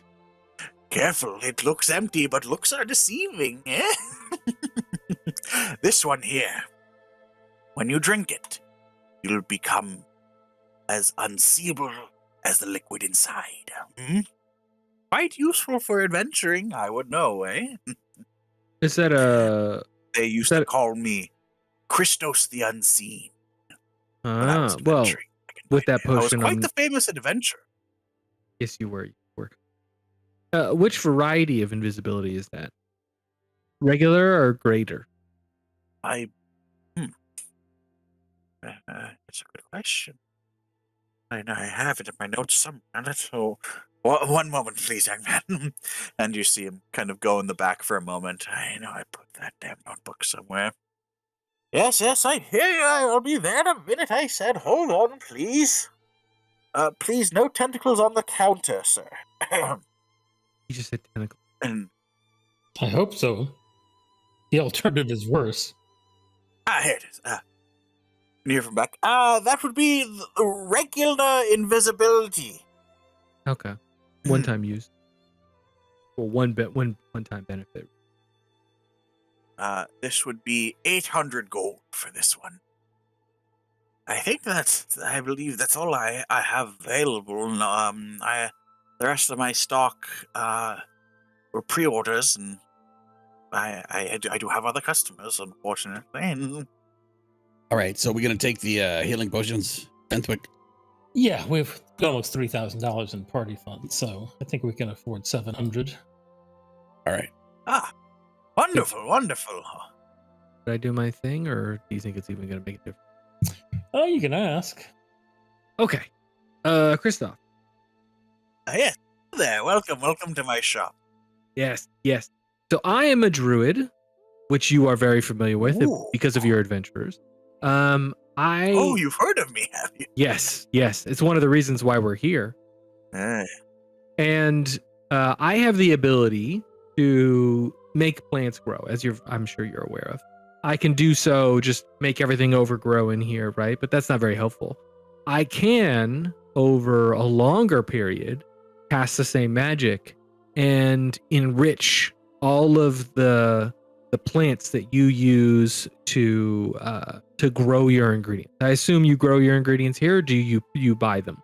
I grow a good selection here. There are some things that grow Elsewhere. are more particularly suited for the wilds and don't Right. particularly like being kept indoors or even in a garden per se. Some things are just not meant to be tamed. Well, I have the ability, if I spend a long time casting the spell, to make it so that way whenever you harvest anything from your plants that you use to create your potions and such, that you'll get twice as much. You'll get double the amount when you harvest. Ooh, that's quite the magics there, young one. Yeah, it would take a lot out of me, but I just thought that, it won't help you immediately, but the next time you harvest it will, and it lasts for the next year. So it lasts quite a long time. So I was wondering if I could offer this service to you in return for a discount on the potions we're buying from you. That's quite the interesting offer. Well, it must be a powerful druid for such a young man your age. Yeah. I mean, I could be better. Don't sell yourself short, young man. Be confident. Be brave. I was an adventurer like you one day before. Christos the Confident, that's what they call me. Makes sense. Make a persuasion check with advantage. Oh, man. Why do I choose to talk, right? That's about right. A 2 and a 5. That's quite the generous offer, young man, but I'm afraid I wouldn't be able to keep up with such abundance. With young Colt gone, I have yet to find a new assistant, and it's just little old me here taking care of the shop, harvesting the plants and mixing the potions and making sure the enchantments are right and making sure the portal's kept up and, business as usual, but I totally understand. If you change your mind, definitely let me know. But yeah. I just look back to the rest of the group. Well, I tried. So we'll be taking the box then. Yes, I believe we will. Ooh, good. That's the potion of invisibility, the potion of heroism, the Don't think we were taking all of those. that it all came in the same box. No, I think we're just taking the healing potions. I see. Frugal adventurers. I see. Don't worry, young ones. One day you'll make enough coin that you won't have to worry about such trivial matters. But let's see. So we'll be taking all of these 6 here then. Yes, unless someone else particularly wanted one of the others. The takers? Quite nice. This one tastes like bubblegum. Well, Is it bubblegum? you can't get my secrets, young man. Good try, though. Good try. That would be 700 gold. Yes. Yeah. I'll hand him over 700 gold. Wonderful. Oh, thank you. Just give me a moment, please. Here. Oh, Psh. Marcus, be damned. Cold, help me. He's not here. And you hear a bit of shuffling and kind of, you hear a large amount of coin kind of just being shoved into a corner. Comes back out from the curtain. Oh, we're kind of rubbing his head and looks up for everyone. Customers. Wait, I know you. Yes, you just bought the potion. That's right. Is there anything else I can do for you all today? I think that will probably be it for today. Thank you for coming to Christos' magnificent, wondrous herbal shop of wonders. Or no, that's not quite right. Thank you for coming to the mysterious wonders of plants and... No, it's not it either. Thank you for coming to my shop. Thank you for having us. Of course, I hope to see you all back. If you don't mind, where will you all be going on your adventures? Someplace wondrous, some dangerous, maybe? Looks like we'll be heading into the Underdark for a while. The Underdark, yes. Not everyone's cup of tea, the dark, the confinement, but you can find great renown and treasures down there, yes. I would know. I used to be an adventurer back in my day. Christos the Explorer, they called me. Would you like anything else? Some bubblegum, maybe? Think we're good. Well, thank you all. I hope to see you all again here soon. I'll get working hard on restocking some more of those healing supplies you adventurers all love. Pal will walk out from the shop and wait for the group. Ding. Bell rings. You guys open the door. Christos, as you guys are walking in here, it's a bell turn. Hello! Oh, they're leaving. All right. Yes, I hear you. Calm down. And he goes to the back curtain. All right. Back to get the place where the lady made those snowshoes. What else does this guy need? We got snowshoes, pitons. Yep, Crampons. We got those. I have 2 here. Is that one for left foot and one for the right foot? Climber's kit. Okay, we're good. What do you think? An extra climber's kit, or do you think we only need one climber's kit? Maybe an extra one. Yeah, we don't know how much spelunking we're gonna have to do.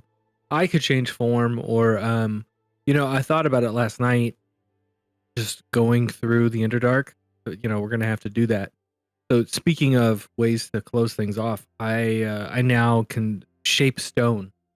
So we could use that to create handholds, or like a ramp, or to close off a tunnel or create a tunnel. So if we're doing a lot of cave diving, I should be able to help out with that, or get cave climbing, really. Yeah. Okay. All right. We'll get him some cold weather clothes. Does Core have any rope? I'll just look at Core. According to my character sheet, I have rope. I see it. Yeah, he's got some there. All right. So he needs snowshoes, crampons, cold weather clothes. It gets cold up there, like worse than here.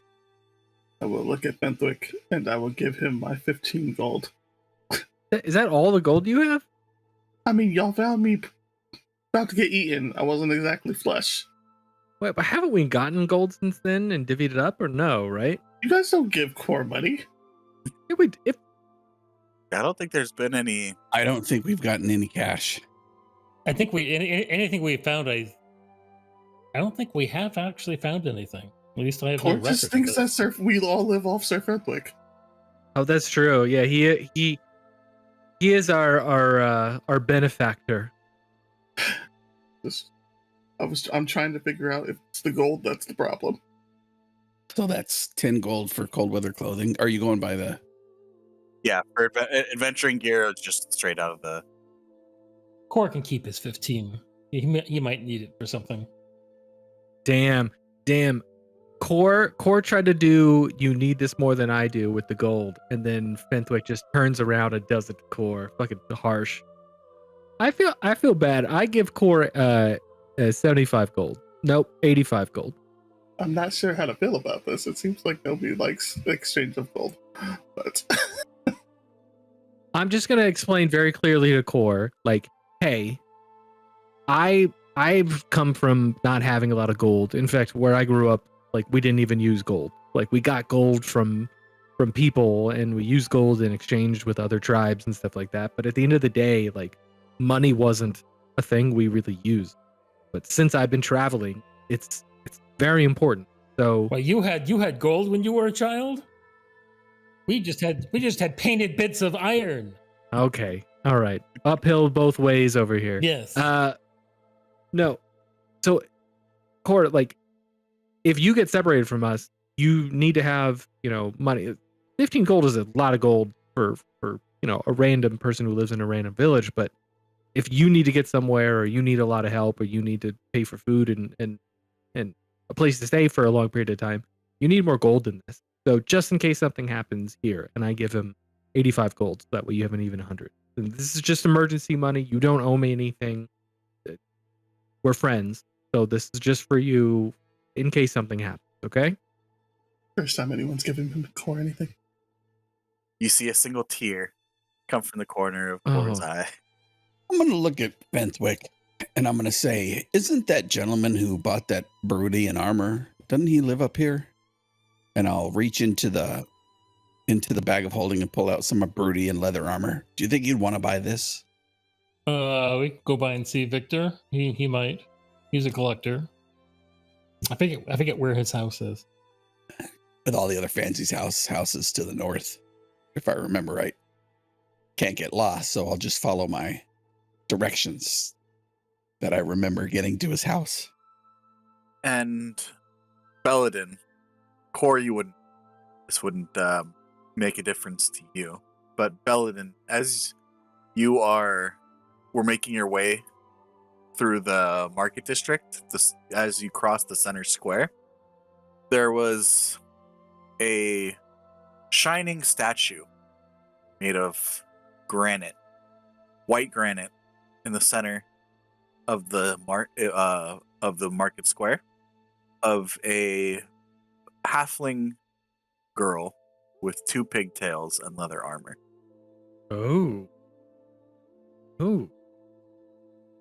I'm gonna nudge Hal and say, is that who I think it is? Mm-hmm. Yep. Nice. Yeah. And I'll look longingly at the statue and then head in the direction of Victor's house. How you actually never been to Victor's house? It was Fenthwick and Poppy that went. After you, Sir Fenthwick. Probably, I probably remember the way. It's only been a few months, right? Yeah, with your intelligence level, you would definitely remember. So you make your way through the Riverstone district to the south, actually, not to the north. To the north is the stilts, and kind of head on the gradual kind of winding slopes up through the Riverstone district, as the Riverstone Manor, which the district takes name from, sits at the top of this kind of gradual incline with a small creek leading from it and a waterfall on the side. Look back towards Fentok and say, you know what? I don't think we got this in the Dragon Place. I think it was that other place where that guy you used to hang out with was with our party for a while. He was wearing the metal set of that armor when we went to rescue Poppy and those other planes. I got this leather one from that same place, but we've never worn it. Was that what he was buying, or is this like a fool's errand? He was more. The thing he specifically was interested in was the plate armor or the full suits, which sadly are now gone from the temple. So somebody else got them. Yeah. Well, we can see if if he's a collector, we'll see if since we're already here. Worst he can say is no.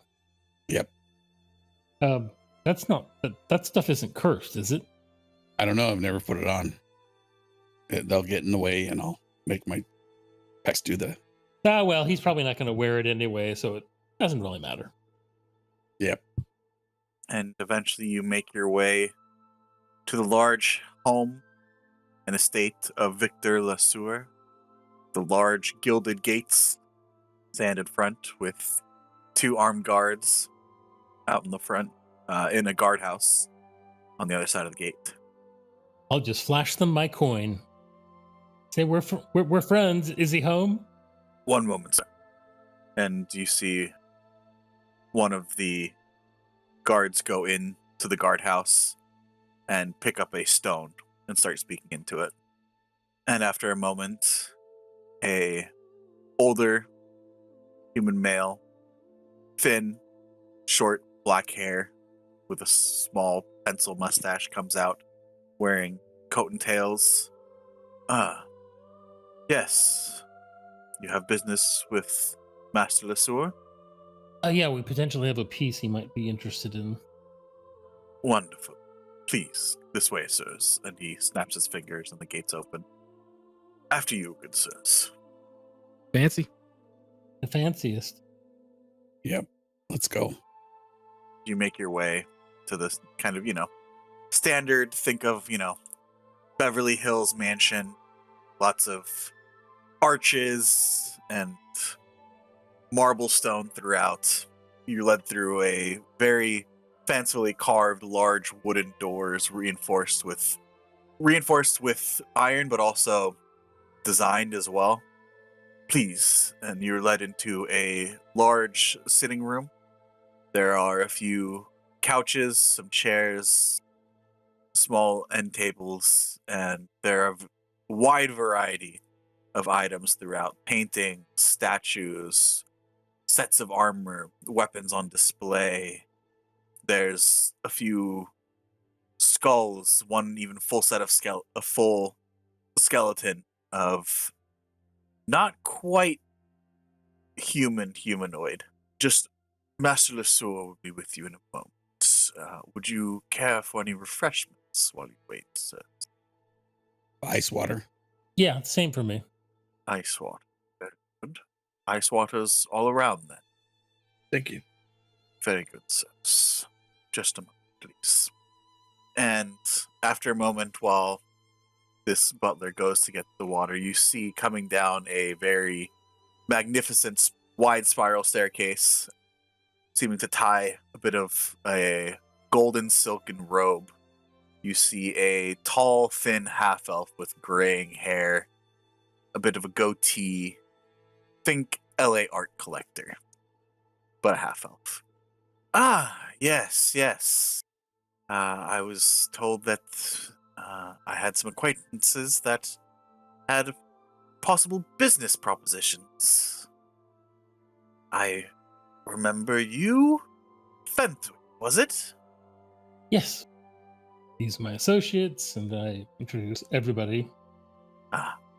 Victor Lesueur, pleased to make your acquaintance. And he holds his hand out to you, Halvar. I'll give him a firm handshake. Oh, quite the strong one, aren't you? Victor Lesueur, at your service. You are? And he goes to you, Belladin. But he introduces himself to Belladin and moves on to Core. Victor Lasso at your service. And you are? Belladin? We both say it at the Oops. same time. Core looks confused. Did I misunderstand? Right. And where is that adorable young halfling? Oh, she's somewhere in town, just not with us today. Well, I'm glad you kept my coin. It's the best way to guarantee entry back into my home and to let my staff and guard know that you are here for business. Fenswick and Company, what can I do for you all today? And he sits in a high leather-back chair and crosses his legs, and at that time, the manservant comes out. Wonderful, Anscar, thank you. And he hands teacup and saucer to Victor. You can see the steam rising up from it, and then there's 4 glasses of chilled water.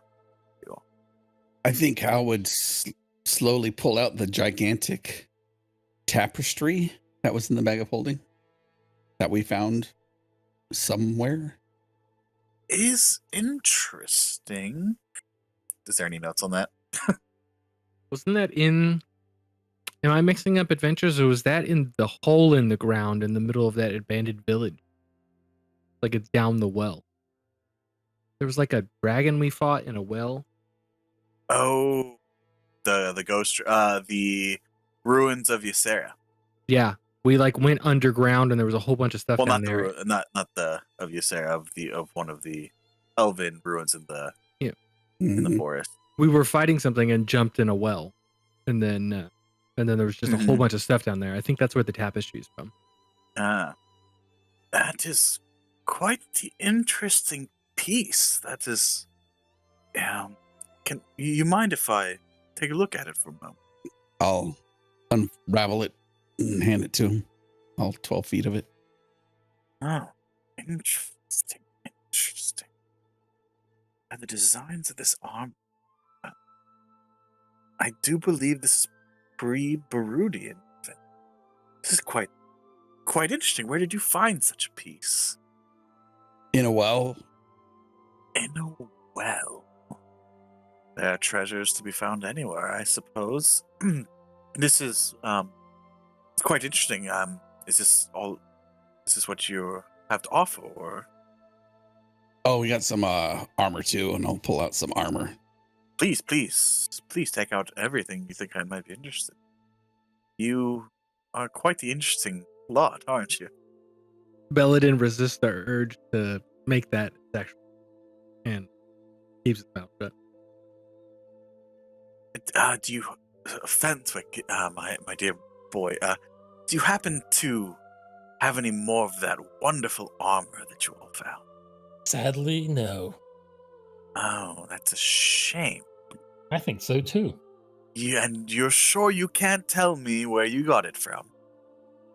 I'd pay quite a high price for that information. Well, it doesn't much matter. I went back there and it was empty. Someone else got it. Oh, that is interesting. Huh. But the location is a little bit sensitive, so. Of course. Well, And like I said, it's empty now. So anyway, so. that's why you're the adventurers and I'm the buyer, right? I'm watching this rich person like a hawk. Is that just greed, or is there something else going on there? Him asking about the armor. Give me an insight check. 18. 18. I'll message you. Thank you, sir. And this armor here, where did you... this doesn't look Barudian. I've actually never quite seen it. I'm not quite sure where to place this. And not to brag, but I'm quite the expert on most periods of and cultural influences throughout the year. We first went through Sigil, and then we went to another plane where there was, I think Poppy said, an aboleth. Before we got there, we were going through this, I guess it was an armory, and we just picked this up on the way. So I looked towards Fenwick. Plane? Yeah, that's as good as an explanation as any. Somewhere far, far from here. You all do get around quite a bit. And you're looking to sell all this. I believe so, yes. Definitely interested. As I said, my main interest is in Barudian pieces. Call it a fascination since childhood, but this piece seems to date from even pre-Wars of Sundering, so that is quite old. As old as records go, I believe. And so remind me, what are you guys all selling? You have the tapestry, the armor.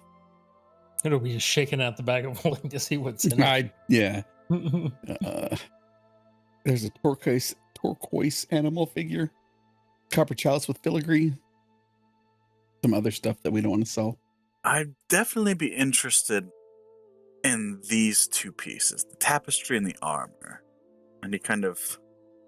Do you mind if I take a bit of a more esoteric look at them? Be my guest. Oh, well, while you're looking, what did you happen to do with the last set of armor that you bought from my companion? Oh, I have that displayed in my personal study. It may be asking far too much to invade your personal space like that, but the way they've spoken about the armor and how it looks, we didn't get a chance to see the other set because, like they said, it was gone. But I'd love to see it before we leave, if that's okay. Just to look at it. Make a persuasion check. I need to remember that I made characters that are just terrible at talking to people. 8. I don't have it quite set up to be displayed as I would like. If you could come back, perhaps later in the evening, I could tidy up a bit. I'm sorry. I'd just be too embarrassed to show you all the state of it as it is. That's understood. Yeah, we did just drop in. Sorry about that. Of course. But as I said, feel free to come back if you'd really like to see it. I could tidy up a bit, make it more presentable. I'm gonna speak in Elven and say, "Your home is beautiful." He responds in Elven. Oh, why? That is most gracious. Thank you. Yeah, welcome. All right, I'm gonna let him look at the armor. I'll stop looking at him. So you see him kind of take a bit of a jewelry box, like a small kind of jewelry box on the side table. He opens it up, and there is a pearl there. And he takes the pearl for a moment, and you see him make some figures in the air with his hands with the pearl and put it up to his forehead, and he mutters an incantation. His eyes flash with magical light, and he looks. Oh. And then he does the same for the tapestry. Ah, well. It's still a beautiful piece, at least. Quite well preserved for its age. Excuse me. I was just trying to see the nature of any enchantments that might possibly be attached to these items. This armor is definitely enchanted. But the tapestry, while beautiful, is not magical, but I am still very interested in both. What's your price?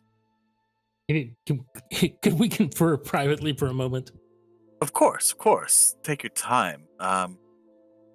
I'll just excuse myself for a moment. Well, once he leaves, I haven't a clue what this crap is worth. Me neither. I'm gonna lower my voice and say, Fifthwick, do you have a way that we... Short of bringing up the dome. Right, that's what I was thinking, but it seems excessive. Yeah, that might not be taken too well in the middle of someone's home. I'm gonna get really close to Fenthwick, and I understand this is gonna look bad because you're much shorter than I was gonna say, you could always speak to me in Sylvan, which I say that in Sylvan. Oh, that's true, but Sylvan's very close to Elven. So, in Sylvan, I still whisper. I say, I want you to know that this man is obviously very curious about his well-being. That's not a surprise. But what you should know is he's extremely interested in where we have been, where we might be going. But he was not surprised when you told him the armor was gone. He was neither surprised nor disappointed.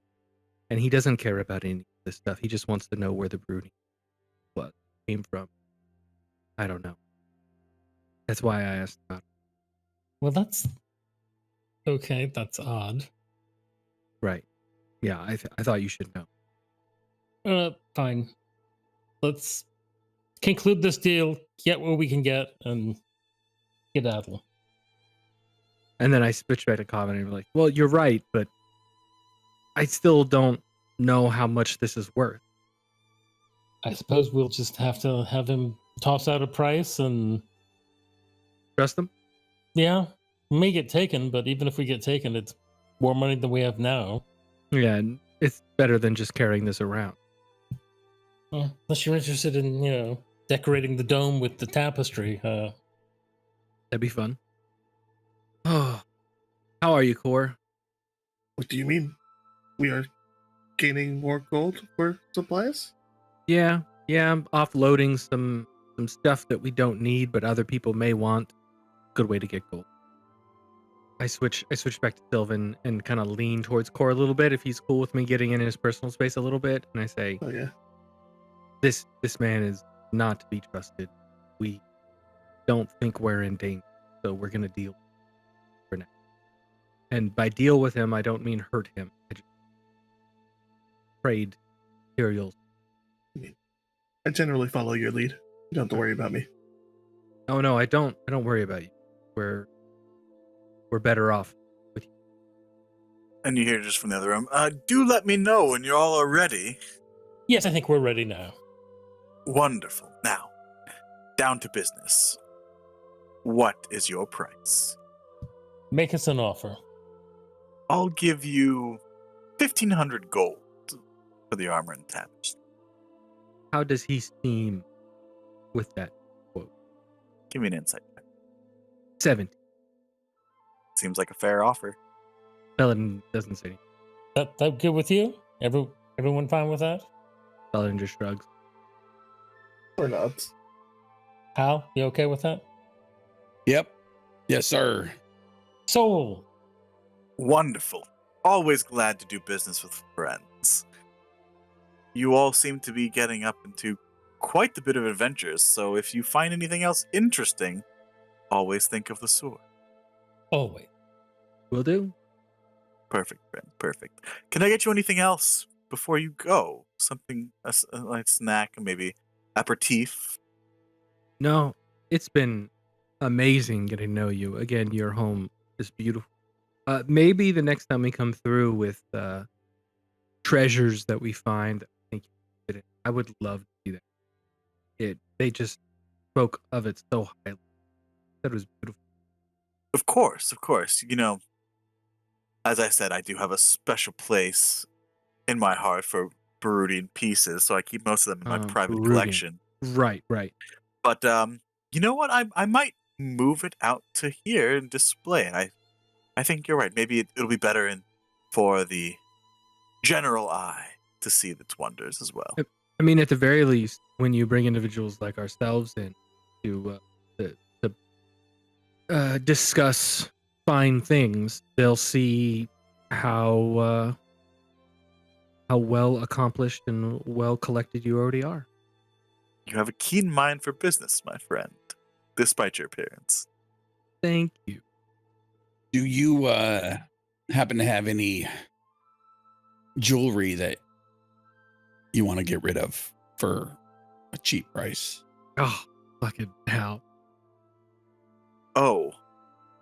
Yeah, unfortunately, I'm not usually in the business of selling. I tend to grow a bit of an attachment to my pieces, but there are some wonderful jewel shops here in Riverstone District. We might not be quite as a big a metropolis as Sugod or Ornost, but we do have our craftsmen here as well. All right. Thank you. Of course. And as Fenswick and Company, Halbar, Belladin, Core, you're welcome back anytime. Thank you. No, he's seeing you. Ansgar, please see our friends out. Of course, sirs. And he kind of snaps his fingers, and the wooden doors open. After you, sirs. When we go through the door and get to the other side, I'm gonna snap my fingers to see if they close automatically. Okay. You snap your fingers. I need you to make a Constitution. No, just kidding. Oh Nothing man, happens. I'm down. No, nothing happens. Give me a perception check. It doesn't work for everyone. Perception. 27.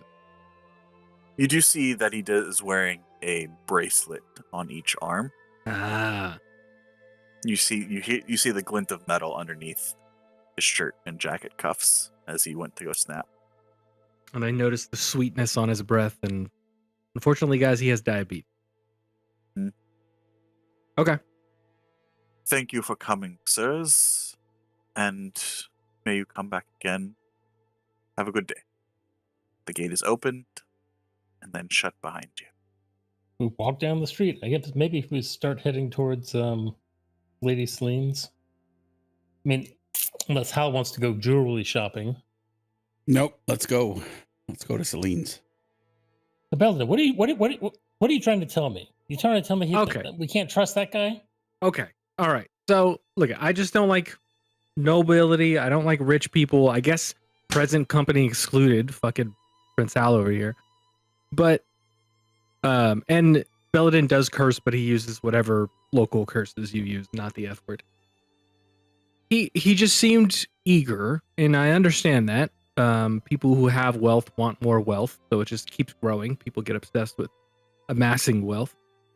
But he just seemed too keen, and when something's too sharp, that's usually a problem. So I was watching his reaction and his expression, and not only was he just super interested in where we've been, where we're going, and if there was more of that armor, but when you mentioned that it wasn't there anymore, you went back and that it was gone, he was neither surprised nor disappointed in that knowledge.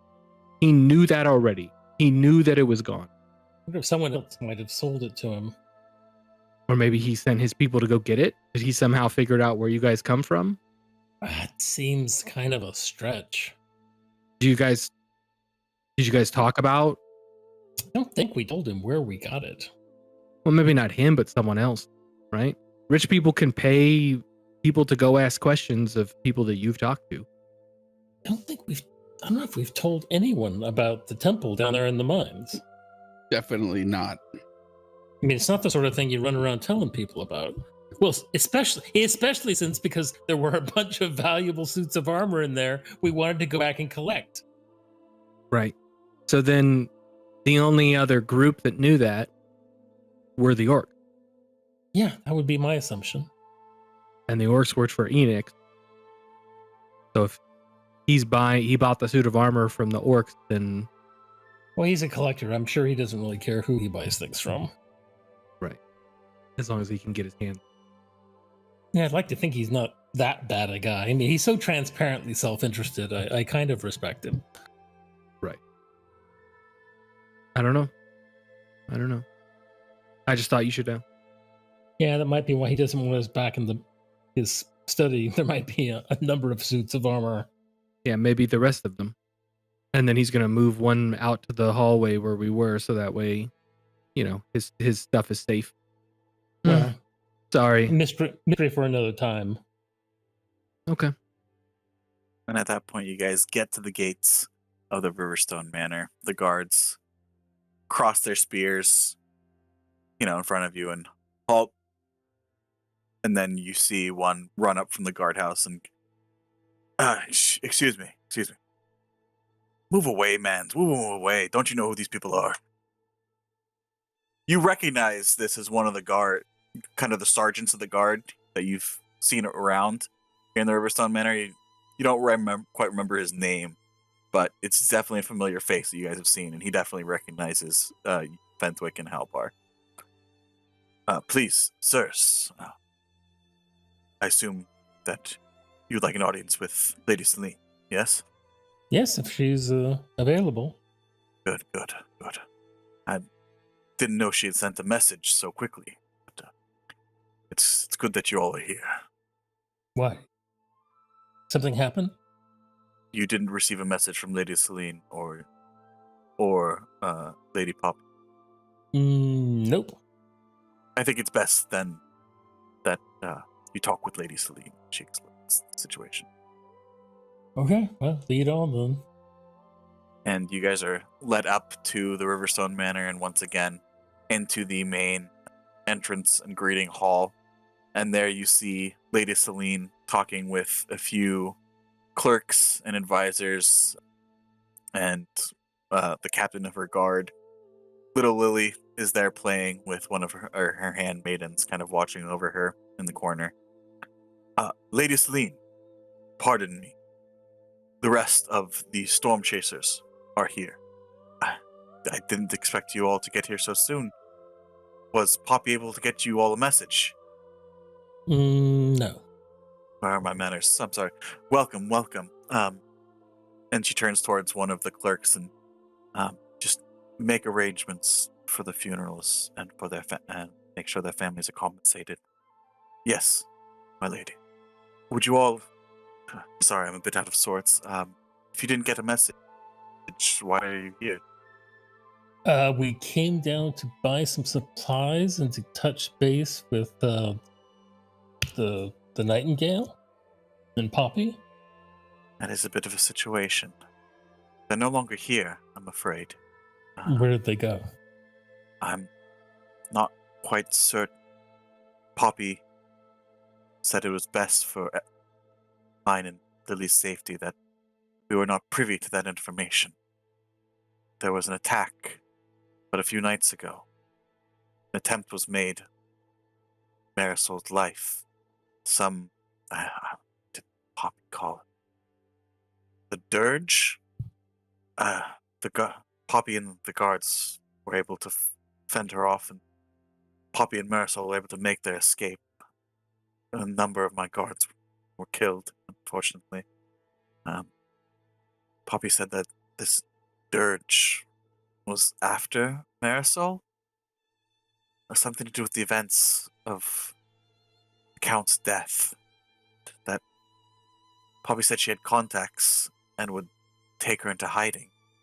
I assumed she was able to that she would try to send you all a message.